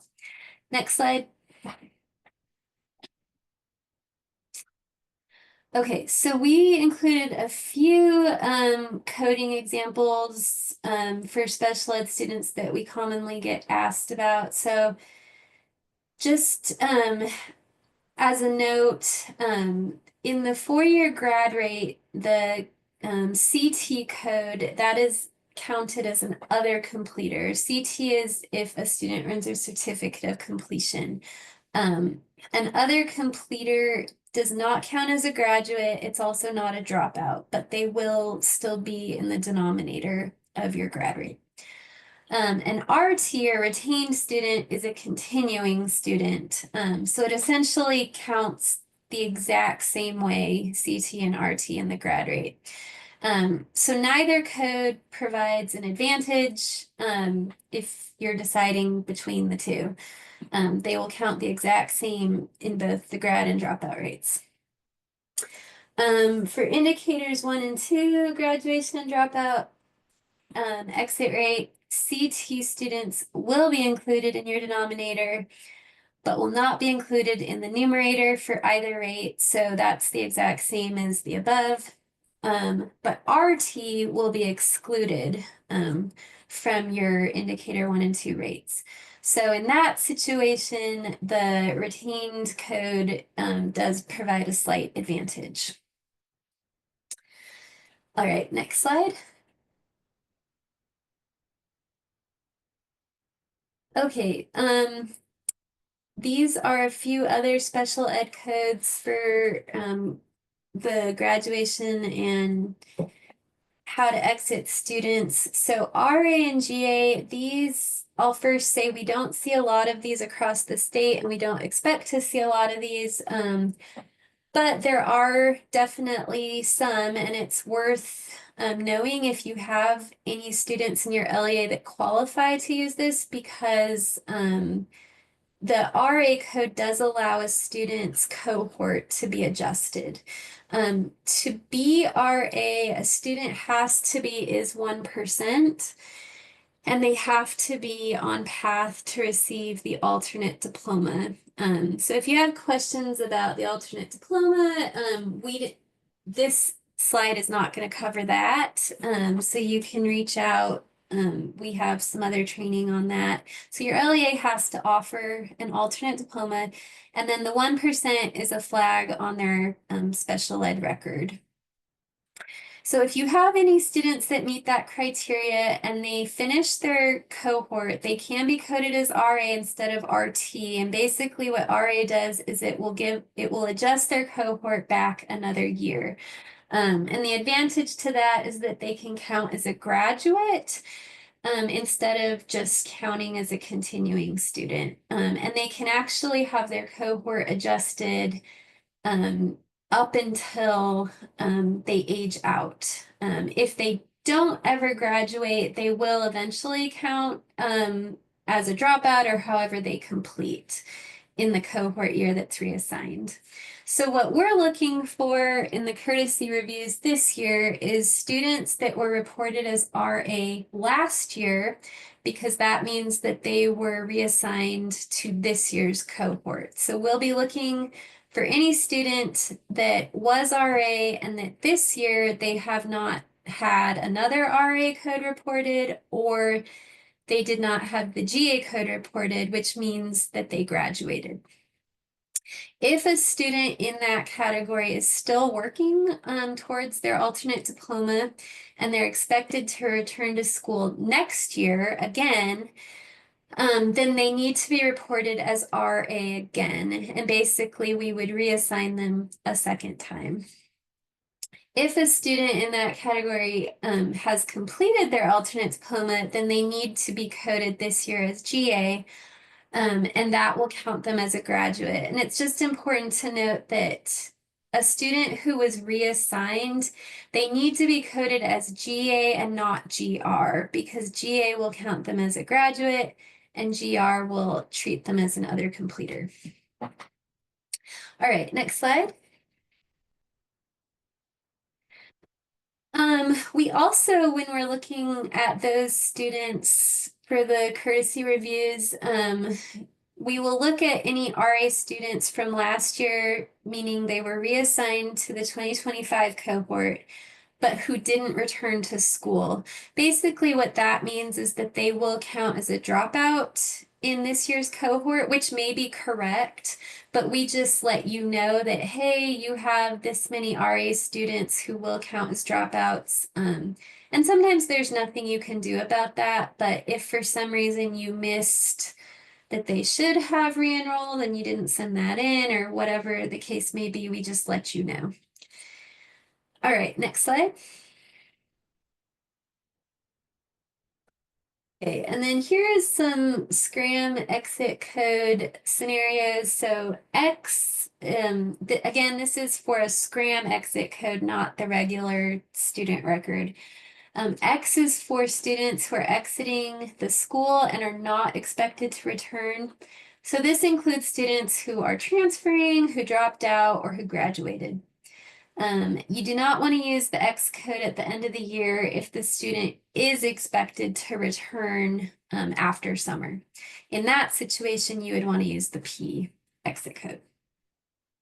And then the A exit code is for students who exit special ed, but will continue in just regular enrollment. So you do not want to use the A code at the end of the year if the student is not expected to return after summer. You would want to use the X code in that situation. All right, next slide. This is just a note about SOAP and graduation data. So sometimes LEAs wonder why students end up on their cohort list. And there's some obvious reasons, like a student may have done ninth grade with you and then they, exited out and never went anywhere else. So those ones might make more sense why they're on your list. But occasionally, there's students who exit out of your LEA at any point in 9th through 12th grade, and they only enroll at other LEAs as school of record no. So an example of that might be that they're an SOAP student. So we just let you know that because in those cases, they will still be counted to your LEA if you were the last LEA that had them enrolled with a school of record. So SOAP is just one example of that, but that might explain why some students end up counting to you when you thought that they exited out somewhere else. Sometimes there's nothing you can do about that, but one thing to check for is if the student is an SOAP with no accompanying enrollment with a primary LEA, that would enroll them as school of record, then the student may be participating as a home or private school student. If that's the case, then you as the last LEA of record could exit them to private or homeschool, and that would at least exclude them instead of counting them as a dropout. You would just need to make sure that you keep proper documentation if you were to find that that was the situation. All right, next slide. Okay, this applies only to LEAs that have students in grades 9 through 12. We will review the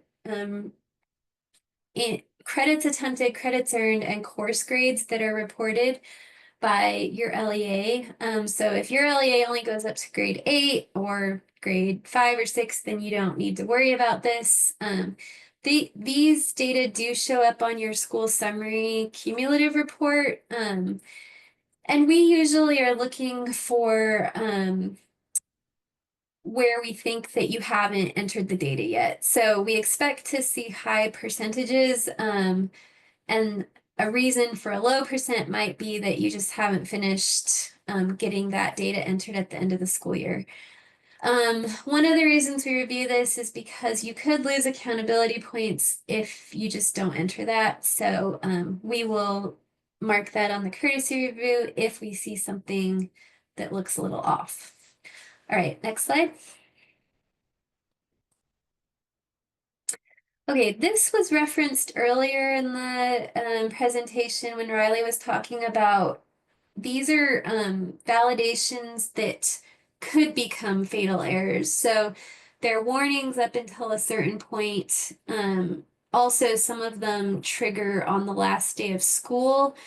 So we've just provided these as a list to make sure to pay attention to, because these basically won't trigger until after your LEA has finished the school year in UTREX. All right, next slide.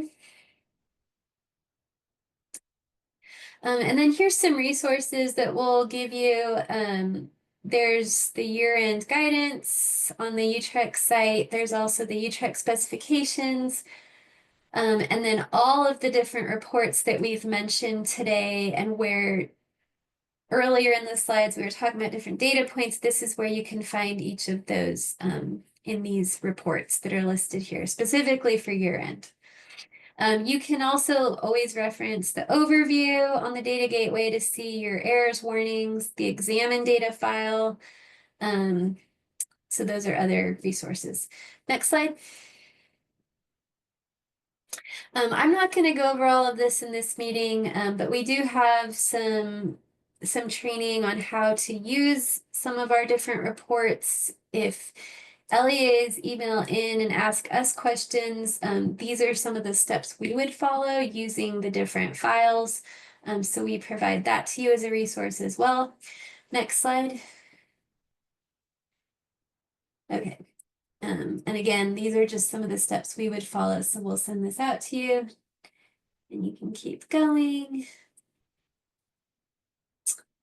All right, and then as has been mentioned, you can always, if you run into needing technical help with UTREC submission, you can email in, or you can directly put in a help desk ticket. Sometimes people do both and just let me know they've put in a help desk ticket, and then I can sort of send a quick message to the UTREX team to make sure that that is on their radar.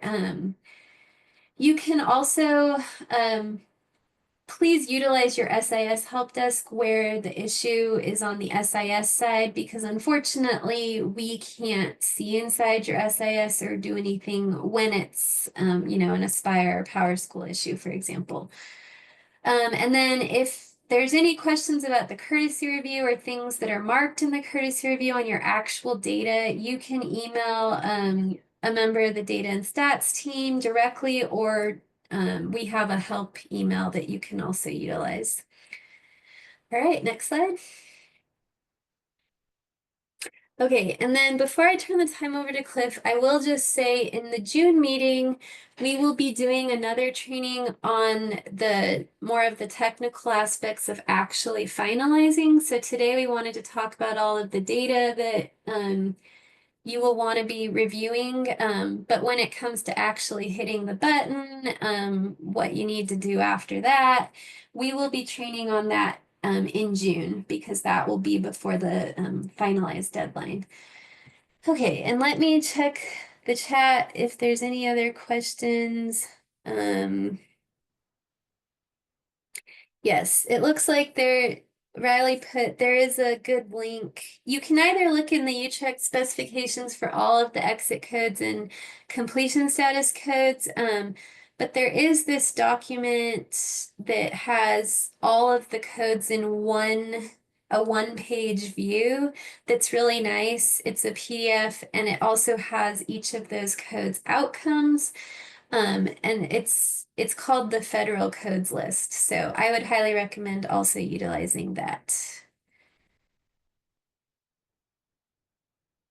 Okay, and if there's no other questions, I will turn the time over to Cliff. Might be worth a word of caution, accessing that PDF directly. Maybe go to the website as a regular practice, so you make sure you get the most current one. Check me on that, Calista, is that right? It's set up. Yes, thank you. We do update that from time to time. Not every single is- school year, but I will say I do have it set up so that if you like bookmark it, it'll, so like there was one like a year ago and then I updated it, but it's kind of like the UTREC specs now, where like if you were to bookmark it, then once it gets updated, it'll still, like, your bookmark will reflect the new updated PDF. yes. Awesome. That's really helpful. Thank you, Riley. Thank you, Wynn. All right, thank you. We've got a number of UTREX announcements. Go ahead to the next screen. Starting with the Utah Fits All Scholarship for 2026. Go ahead with the next screen. The contract with ACE is now at a close that ended on May 15th. We have transferred over to working with Odyssey as the accepted new program manager for UFA. Their contact information has been handed off to all of the awarded students and all of the applicant students, that there have been emails which have gone out for everyone on that. The link is there as well too. If you need to reach out to them directly, you can go through that. If you're interested in getting on as a qualifying provider, then again, you need to reach out to Odyssey from this point on. And for any LEAs who are already qualifying providers, again, we'd recommend getting in contact with them and establishing those connections and next steps with working with them. The aspect that we brought up in the last meeting about how there was a judge that deemed UFA unconstitutional, that same judge has agreed to let the higher courts rule on it, effectively allowing the program to continue as is for the time. Go to the next screen. So We touched base on this before, but just to make sure it's clear for everyone is you possibly had heard the last part and didn't feel like you needed to pay full attention because you didn't know if it was going to happen. Now we know for sure that it is going to happen. So re-engaging back in to let everyone know what's going to be changing this year and what some of the differences are. So USBE will be able to assist LEAs in identifying students that are enrolled in public education outside of their LEA for these UFA students. Again, that's going to be done by utilizing a new school number. The school number of 993, which we're going to get to, is the thing which is going to be that identifying piece for if you're a UFA student or not. We will not need to have a dedicated field for that.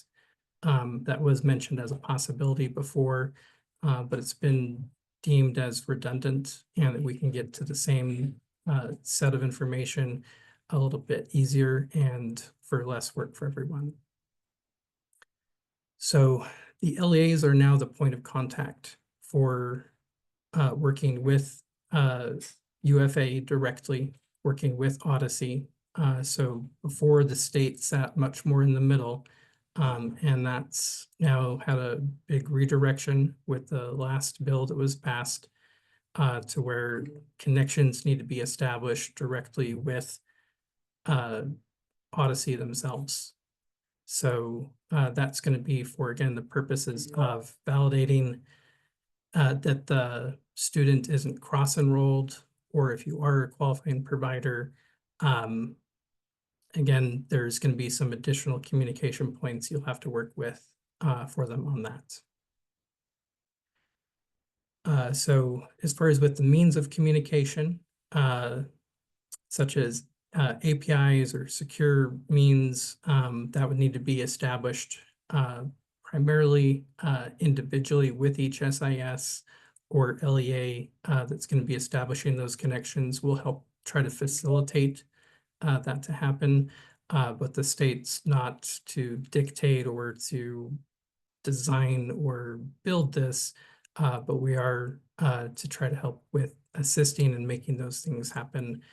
And for the interim, the state's going to try to maintain what processes that we've had in the past with ACE scholarships to try to get data from them in bulk to try to give some initial data back to them about cross enrollments. The state's not supposed to continue to do that for any longer than is required. And again, that's to become an LEA and SIS requirement. Go to the next screen. So again, that mechanism will try to help you with that. Our current intent is to have a level 2. I think I might have said that 990. Yeah, I got that right. 993 there.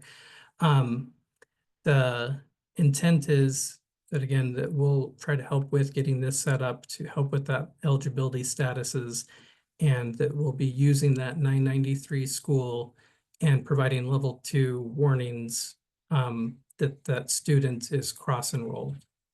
I don't know if there's a need or intent to try to turn that into a fatal.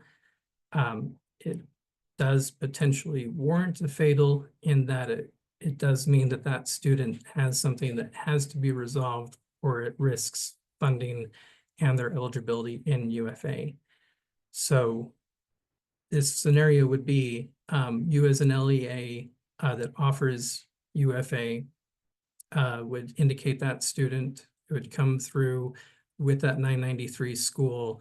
And if that student was then shown to have an enrollment at another district, then you would get that level 2 warning that indicated that there's a cross-enrollment issue that would need to be resolved to be able to continue using UFA.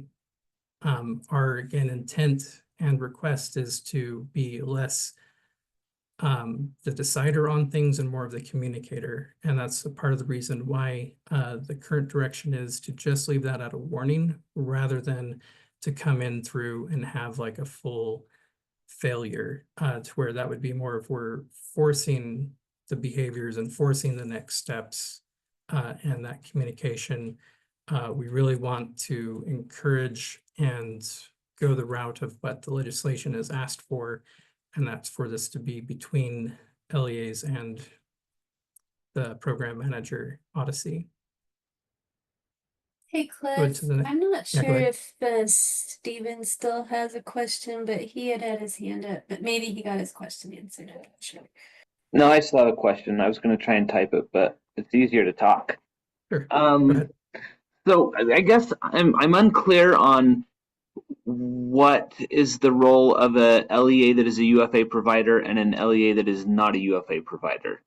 Like, at what point, who is it?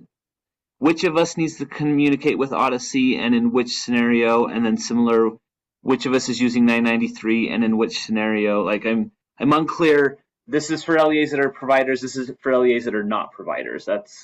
Can you clarify that? It is an excellent question. And I do think that there is still some room for negotiation with Odyssey as far as what that's going to be. Again, previously USB-E would be that full responder that we would take everything that was sent to us from every LEA, and we would then respond back with any cross enrollments. The intent and understanding is with this is that the state should not be in that role, which would then mean that all LEAs, regardless of being a provider or not, would then have to be able to send that enrollment information to represent your rostered students if they are cross-enrolled.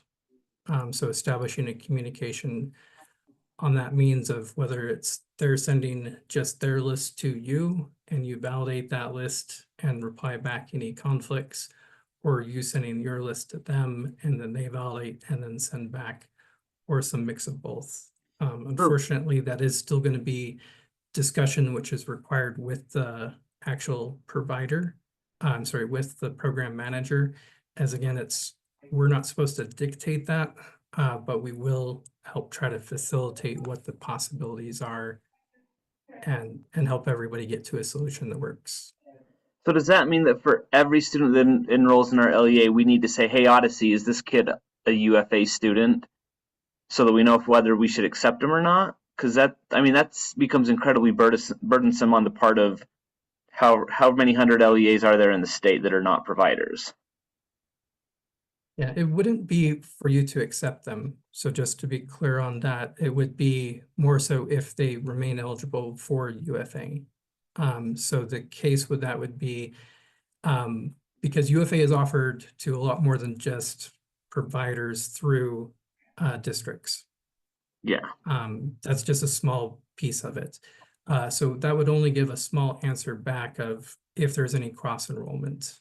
To be able to get the state's level of here's the enrolled public school students, it then means that all of that information has to get to them, which would then mean all LEAs, all districts would then have to be able to send that information to them to say, these are the students that we have in public education, or be able to take their students and say, we don't have those students, all those are clean, nothing here, you can check with another district. The communication, again, it's not solid as far as which of those routes or if it's going to end up somewhere in the middle. And that's going to take some further communication. Odyssey is still getting on their feet as they've only been in place for a week and are still getting everything set up, and should be establishing some communication about how to do these cross enrollments with LEAs. And I do expect that we'll try to put together something similar to this with a, all LEAs invited meeting. Does that make sense? Or is there anything that I can give for clarity? I guess I'm still confused, but if a student enrolls with us, that had also applied with UFA, whose job is it to identify that, hey, this kid is enrolled in regular ed, regular public ed and UFA? That's where I'm not sure that it's clear. LEA's responsibility to communicate. So that And means every student that that's what enrolls has with in us, law. we have to check with Odyssey, hey, does this kid also UFA, so we know whether or not we should accept them. Again, it isn't so that you accept them. It's if Odyssey can continue to keep them as eligible. So it doesn't go the other way. Public is Okay. first, they're secondary. But again, Public overrides whatever so- they have. If they're in public school, they become ineligible for UFA, and there's nothing that they can do about that other than have the parents and students choose to leave public education to become eligible again. Yeah, but again, then that's a burden on the districts. Now every student we accept, we're supposed to communicate with Odyssey to notify them, hey, if this kid happened to be eligible or happened to have applied, you need to discontinue your association with them. That is correct. That is a burden that the legislation has added on for LEAs.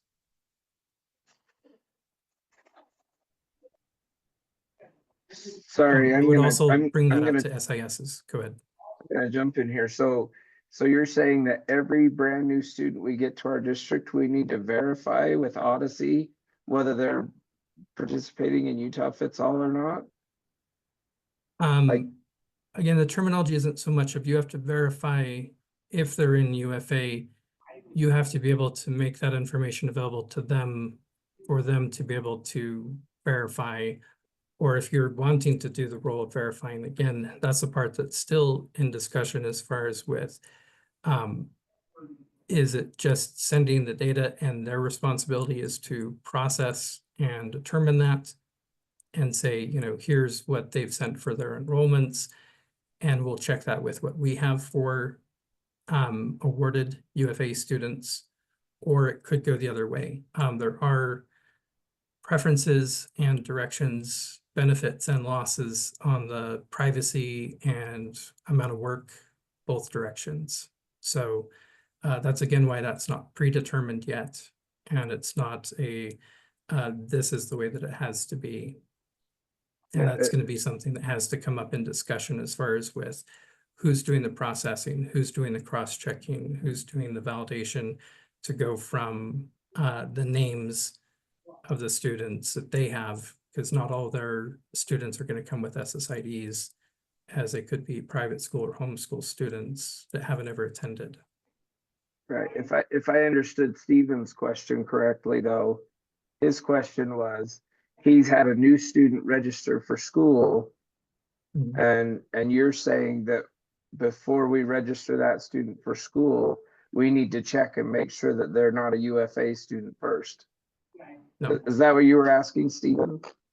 Yeah, and I mean, I guess at this point, so now my question's changed. So now they enrolled, and now we have to say, hey, Odyssey, just so you know, this student enrolled, which, as you mentioned, becomes, yes, if they weren't a UFA student, Odyssey has no business knowing that they enrolled with us. That becomes a privacy concern. I guess, I mean, it sounds like some of this stuff is still up in the air and undetermined, which makes me feel good because hopefully we can have some discussions. But if we're expected to notify Odyssey of every student that we have enrolled so they can make sure that they don't have them participating in UFA, that's incredibly burdensome on the LEAs and is a data privacy issue. So, and that's the shift, and that's where there is still some discussion which can happen. The legislation is still clear that it expects for that responsibility to pivot away from with USBE to the LEAs to maintain that cross-checking of enrollment, which would mean, more back and forth communication, privacy. Again, either side can complain on the privacy of these private school students then being sent to an LEA to be checked. And the LEA is saying, hey, we're getting sent to a private school to be checked. yeah. So there's discussions that can happen there, and there's some flexibility to determine what the best mediation that can happen to, again, follow that law, or if needs be, then it could be pursued to see if that can change, if that law can be adjusted to adjust to what is deemed the needed thing for students in Utah in both cases, in the scholarship program and without. Okay, and so those discussions, when and where are they taking place? So we can be aware of what's decided, but also hopefully be part of the discussion. Yes, again, Odyssey is just coming on and getting spun up, essentially. So they're not at a state to engage in those conversations, but those will be forthcoming. And I do expect that within the next month, before the next meeting, I should have an update for you on that, if not sooner, of an established meeting with Odyssey and all LEAs. Okay. Thank you. Yes. And Cliff, I asked a question in the chat, but to clarify what I was asking, were you saying earlier that it's our responsibility to report any student that lives within our district No. that's being a part of the UFA program? Sorry, let me try to clarify.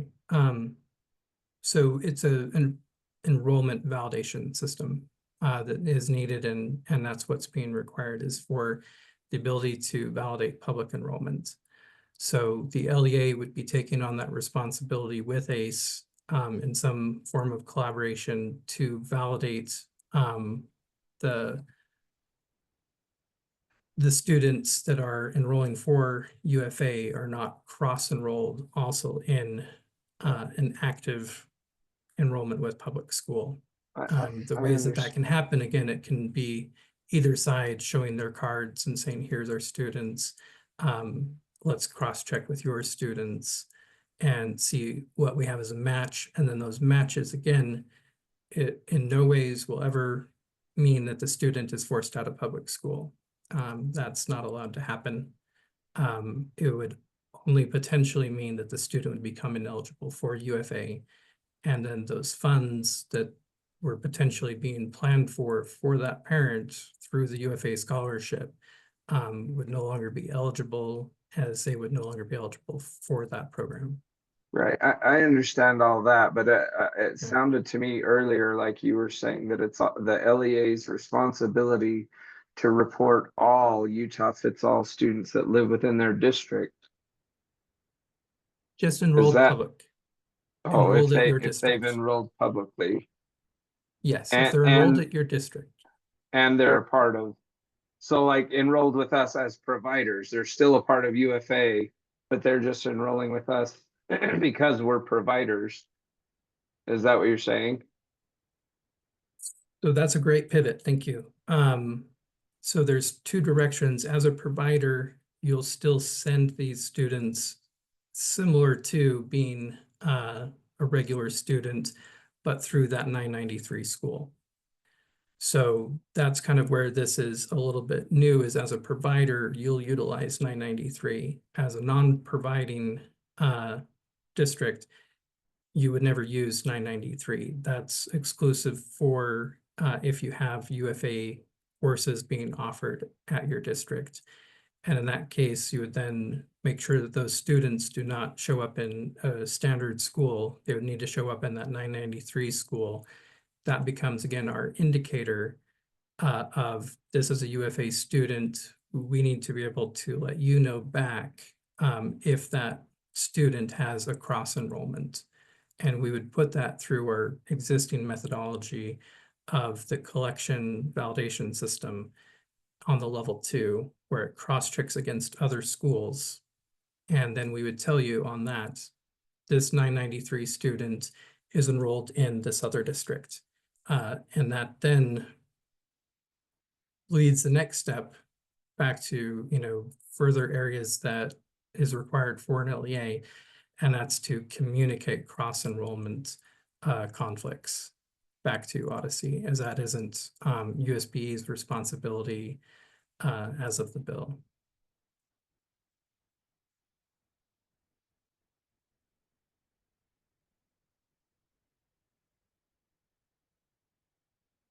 Was there a follow-up question on that?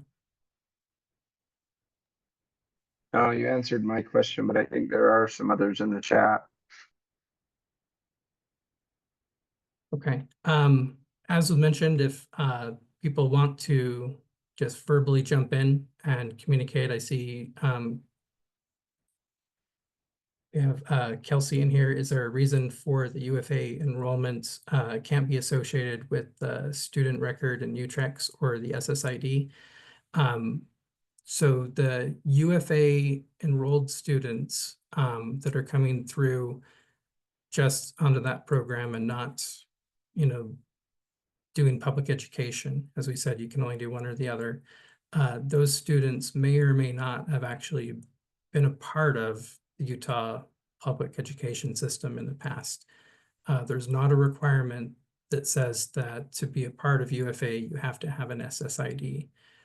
So that means that we're not forcing private school and homeschool students to have an SSID. There are plenty of instances where homeschool and private school students already do. That they have been in the system at some point in time, or they've taken additional services through the states and received an SSID. So our intent is to encourage to try to find those SSIDs and to create those associations, because it then becomes much easier to track within your system, and potentially for us to then be able to reference back as we get it. To be able to say that this student that's coming through is in the system, and here's their SSID. So I think there is a potential likelihood there that we might be able to make that to where all students enrolling in through a district have to have an SSID. I can get back to you on that if that's something that is going to be official. But I would expect that that is probably a likelihood for us to work towards.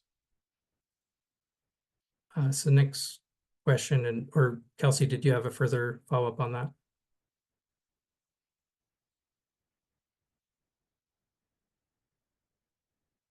Okay, so next, Michelle Huff has, if a UFA student wants to take assessments at the end of the year, will School 993 allow them to roster into the testing system? Not this year. 993 is starting up for next school year. For this year, you would just continue with the existing process where the students would be set up with the school 995 or 990 for the homeschool. Specifically in your case, 990, because it's for testing purposes only.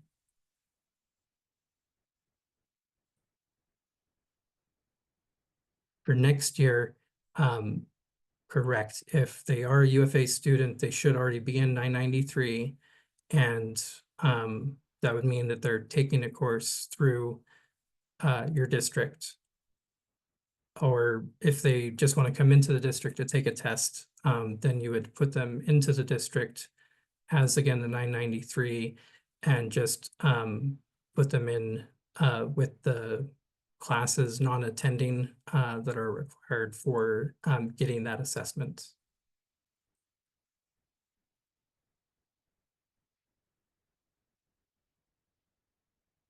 And that way they'll still go out with the roster files that we send out to those assessment vendors.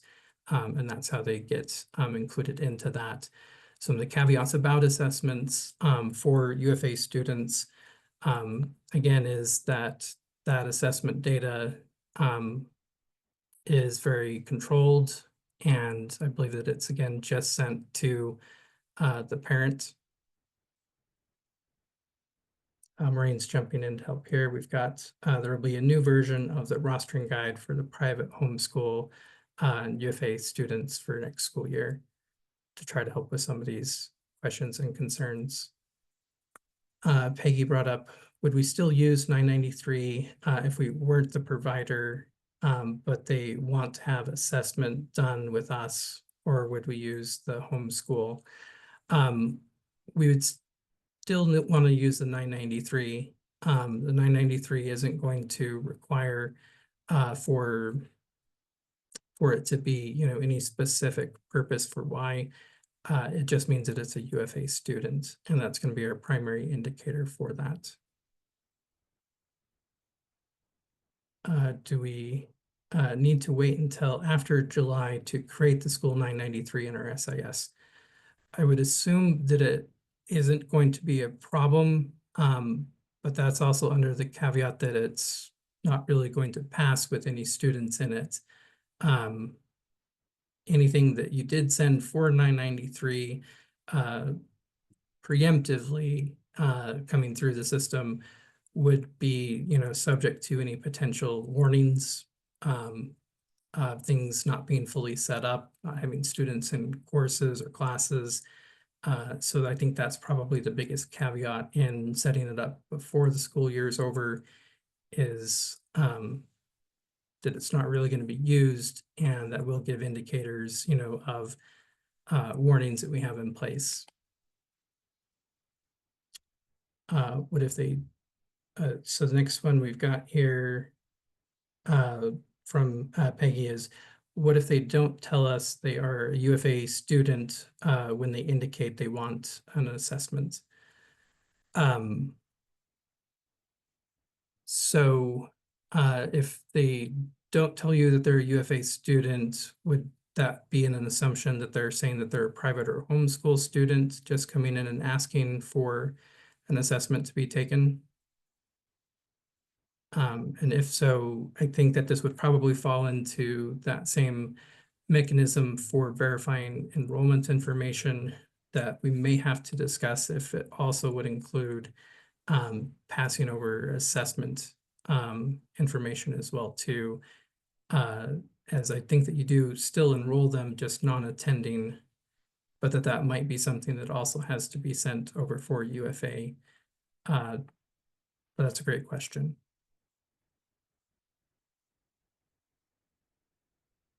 We had several homeschool students this year that participated in assessment. And is that specifically just regular homeschool, or are you saying homeschools that are also UFA?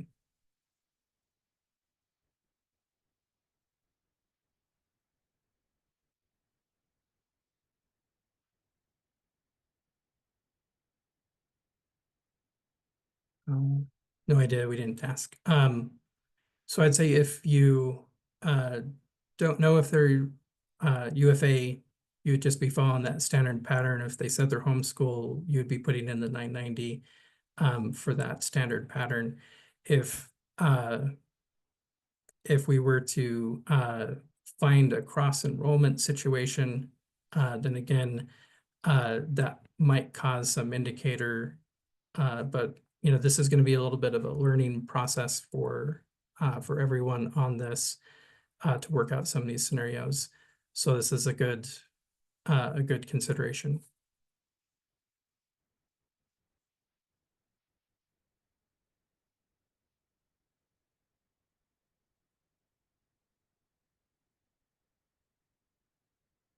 All right. If there's not any further questions, we can take some more as we go along to the next slide. Cliff, I think there was maybe one question Oh, in the chat. It was a little while ago, but it said, sorry. it is my understanding that a UFA student can't enroll in our district if we are not considered providers. Is this wrong? A UFA student can't remain eligible as a UFA student and enroll in a district for anything other than something provided through UFA. So there's a bit of caveats there with that. I hope that logically made sense, that if you are a UFA student, you can only go to a district as a UFA student taking UFA courses in the 993.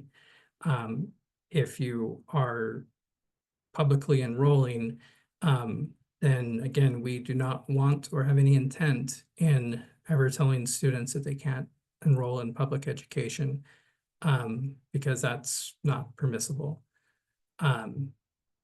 It would be that they would then become ineligible for UFA. So by your taking a UFA student, even if they came in and said, hey, I'm UFA, but I want to come here, and I'm willing to risk my UFA funds by coming here, that's precisely what would happen, is that they would just risk their funds by choosing to then enroll in public education.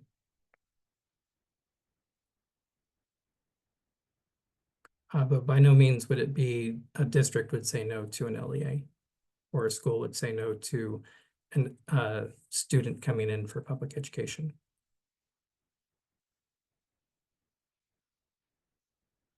All right, so again, we've got that note here of those validations and what we'd be returning. Our hope is to have that validation message include that helpful information that you need to know of, well, you just told us that they're in UFA, but where we can pass that on potentially to the student or parent.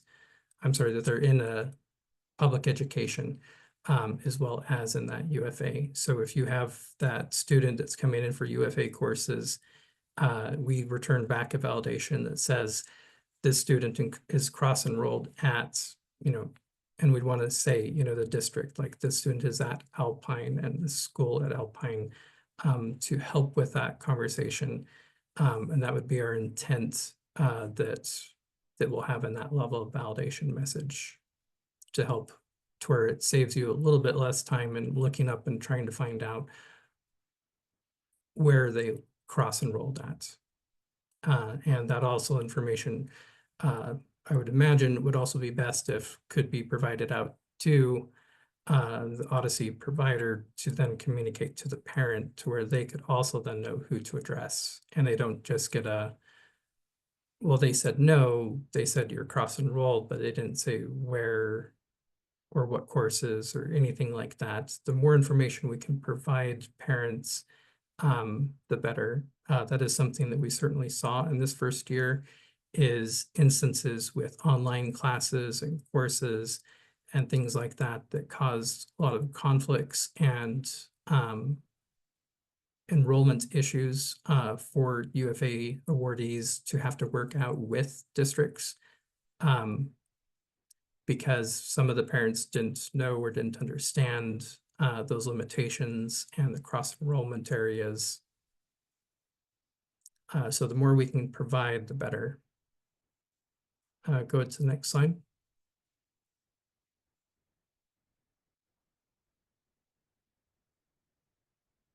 Okay. So UFA accurate data, here's what we believe this to be. And if we find out new information that causes us to change, we'll try to share that as soon as possible. But initially, for that student record, they would need to have the associated school with it, the S1 record as a non-attender with the minimum required fields. So that would be going through, and again, if it doesn't say it's required, we would not need that from you. And our intent in using any of that information for additional purposes is not there at this time. Like, we plan to have very separate and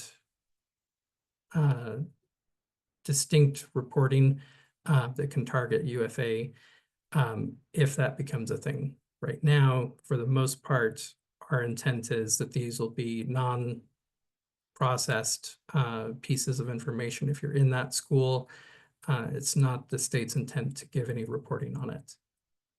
It's possible that there may be some board reporting which is requested of the state to provide some information, but that again hasn't been determined yet. But I know that they won't fall in with the rest of student records. And that also is an expectation with LEAs, is that UFA students don't fall in with non-UFA students. That is a requirement in the legislation. Cliff, Then we can also I have, ask a question? yes, by all means. You're showing that we wouldn't need to record an incident or anything like that. If a UFA student is attending our schools and our classes and they are causing issues, don't you think we should be able to record that? You could record it as an incident, but it wouldn't be directly in that way. It's a fairly unique scenario. It would essentially be the same as if a private or homeschool student came onto your property and caused the incident. And that's the direction that it would be reported as, not reported as that this is an attending student, as again, those reports that would be going through for that, again, have not been requested nor allowed for tracking purposes of UFA students.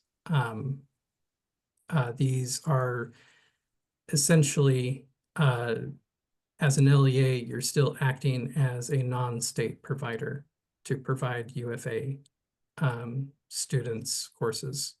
So a lot of the benefits and responsibilities which are in place are not the same. And that falls through with other things like special education records and things like that, that it is different than your standard student. In the next slide, I believe you're going to see there's a lot of things which are supposed to be much more the same than they were this year. And that's participation in programs, that those participating programs and the insurance requirements and things like that for any UFA student attending at that district for UFA courses, they do have to be offered the same sort of services and programs that a homeschool student would be offered who was attending. Thank you. Yep. So the course membership, obviously we would need to have that to be able to say that they're taking that course. However, anything about attendance or grades or outcomes should not be sent. That's something which is very much not a part of what UFA does.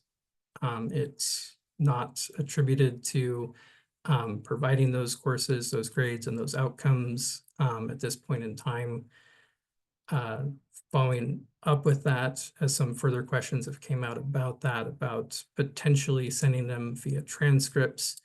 And there is still some discussion about that, about being able to provide a requested transcript from an accredited school, which as a district, you still would be in providing those courses through UFA. And that there are pieces in legislation that, do mandate that accredited schools will have to be able to provide a transcript, but it doesn't include sending it to the state.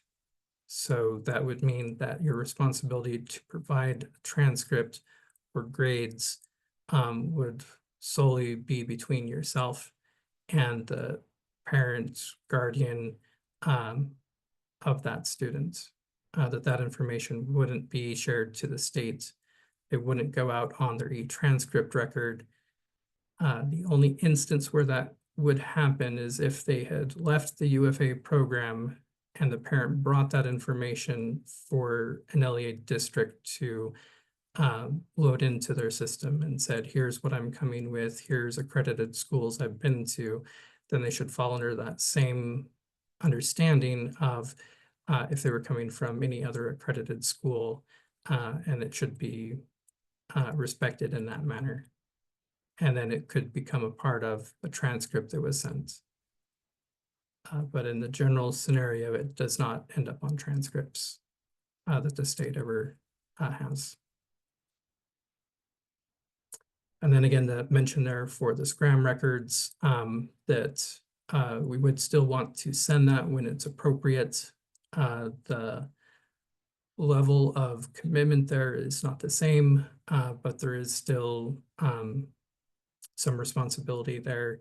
So we would still want to have an S2 record sent The youth in care would not be sent. The section 504 would not be sent. The SEBT would not be sent. If they try to seek that, that would be through their own means. Looks like we're jumping around here. The incident record, again, we talked about those. The student transcript, talked about that. The rest of those transcripts, I think we're good here. Go to the next slide.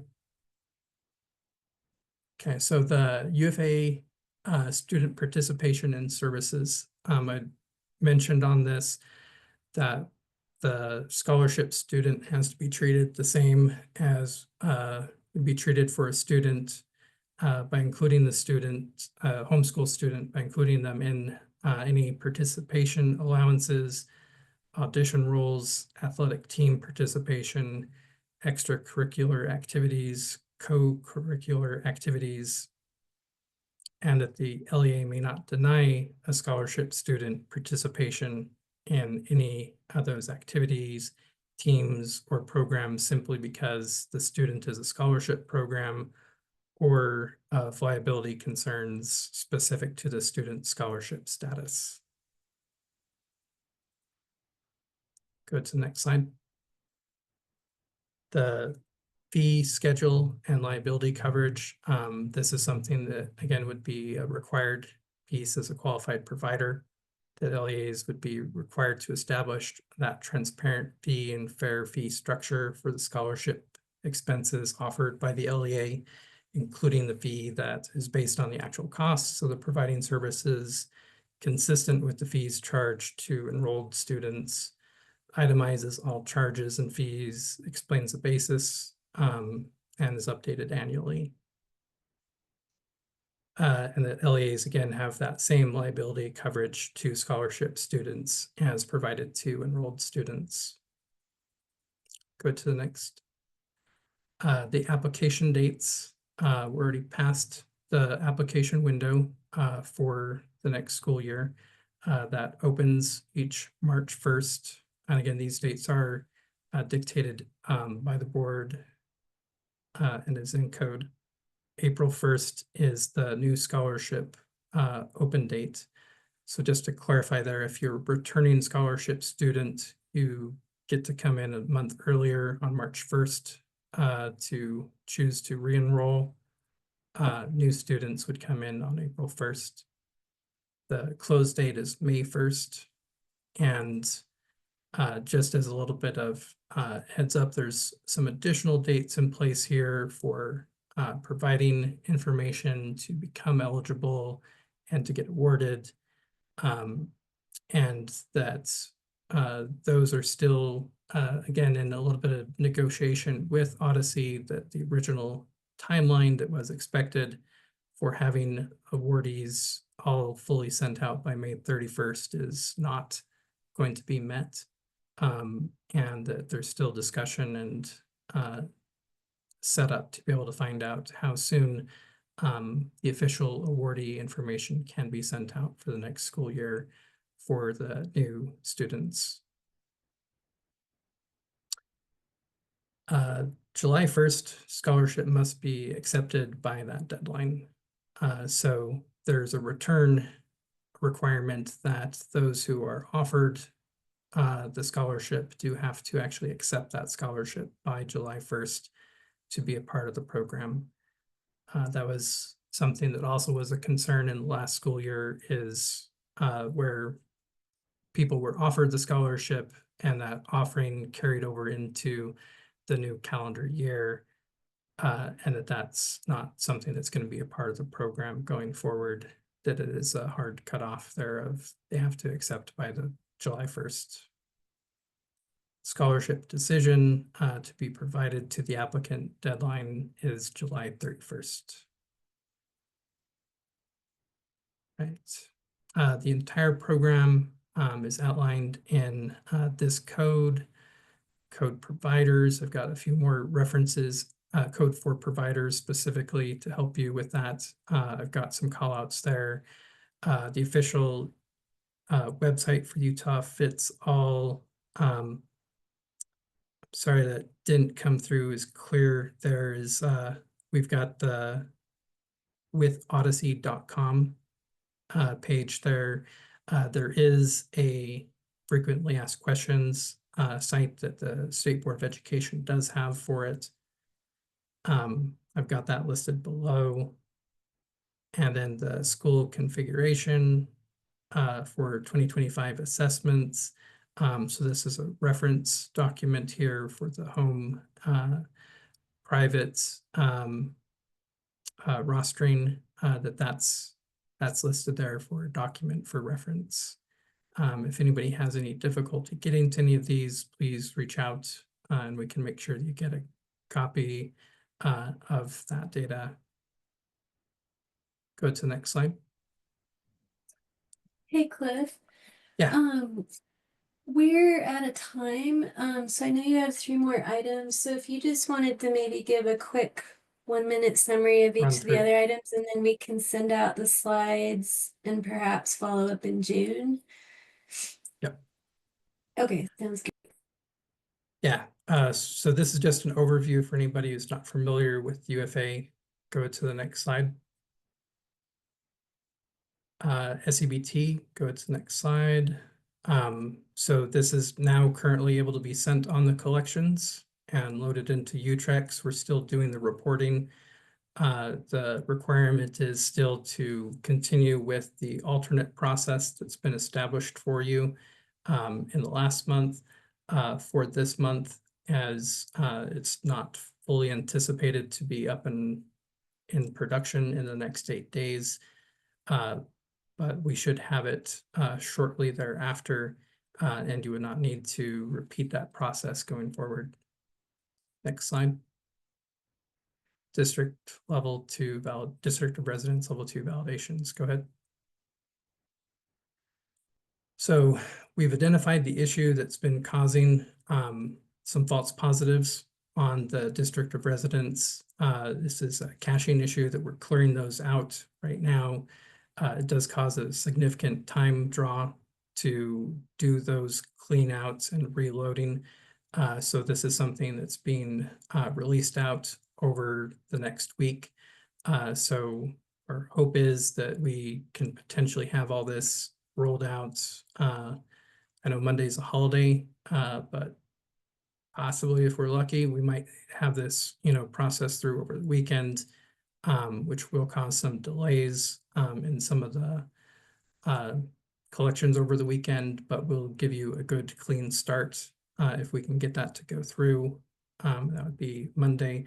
Otherwise, our hope is to be able to finish those up on Tuesday for you. And at that point, any further district of residence errors, you'd want to continue to work through with data and statistics on for the courtesy reviews or reach out to us. And it may end up involving connecting up with a developer to try to help get that resolved. I've got a link there for you to individually take a look at your addresses, and you can verify based off the same information that we have if that district should be found by the UGRC. Go to the next slide. Teacher emails. Okay, next slide. So this is something that we're adding on. Last year, we individually sent out a bunch of emails and asked all the districts to provide this to us through emails. This is an alternative method for us to get a better teacher email, something that's not personal and private, direct to their Cactus email, but something which is public and with your district, and also would be used for the primary purposes or only purposes of setting up accounts for the assessment systems. And this also would help for you to also be able to manage that and to be able to take a better part in that process of, who is getting those accounts and being very clear about that. It's an optional field. It won't be required, but it will have a big aid for you being able to control that, and also in protecting your teachers' personal emails from getting used as logins. It'll be added onto the course master record. And as I said, optional. Go to the next screen. And here is your SIFT mapping data. So the intent is that we would be mirroring what we have currently for the existing 3 teacher Cactus IDs, and that you could send any of the 3. When we go to assessments, we'll only be using the teacher one. So just to be clear on that, if you want to provide the second and third, those will be available. But our primary purpose is to get the teacher one email. Right, I think that's it.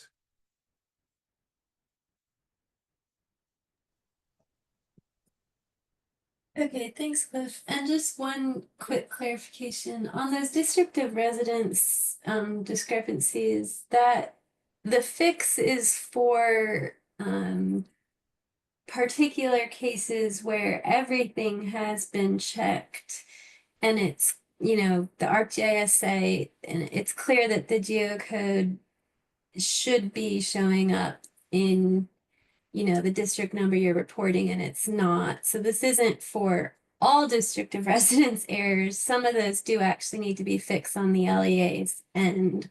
So this is only for ones that are discrepancies where the error is triggering incorrectly.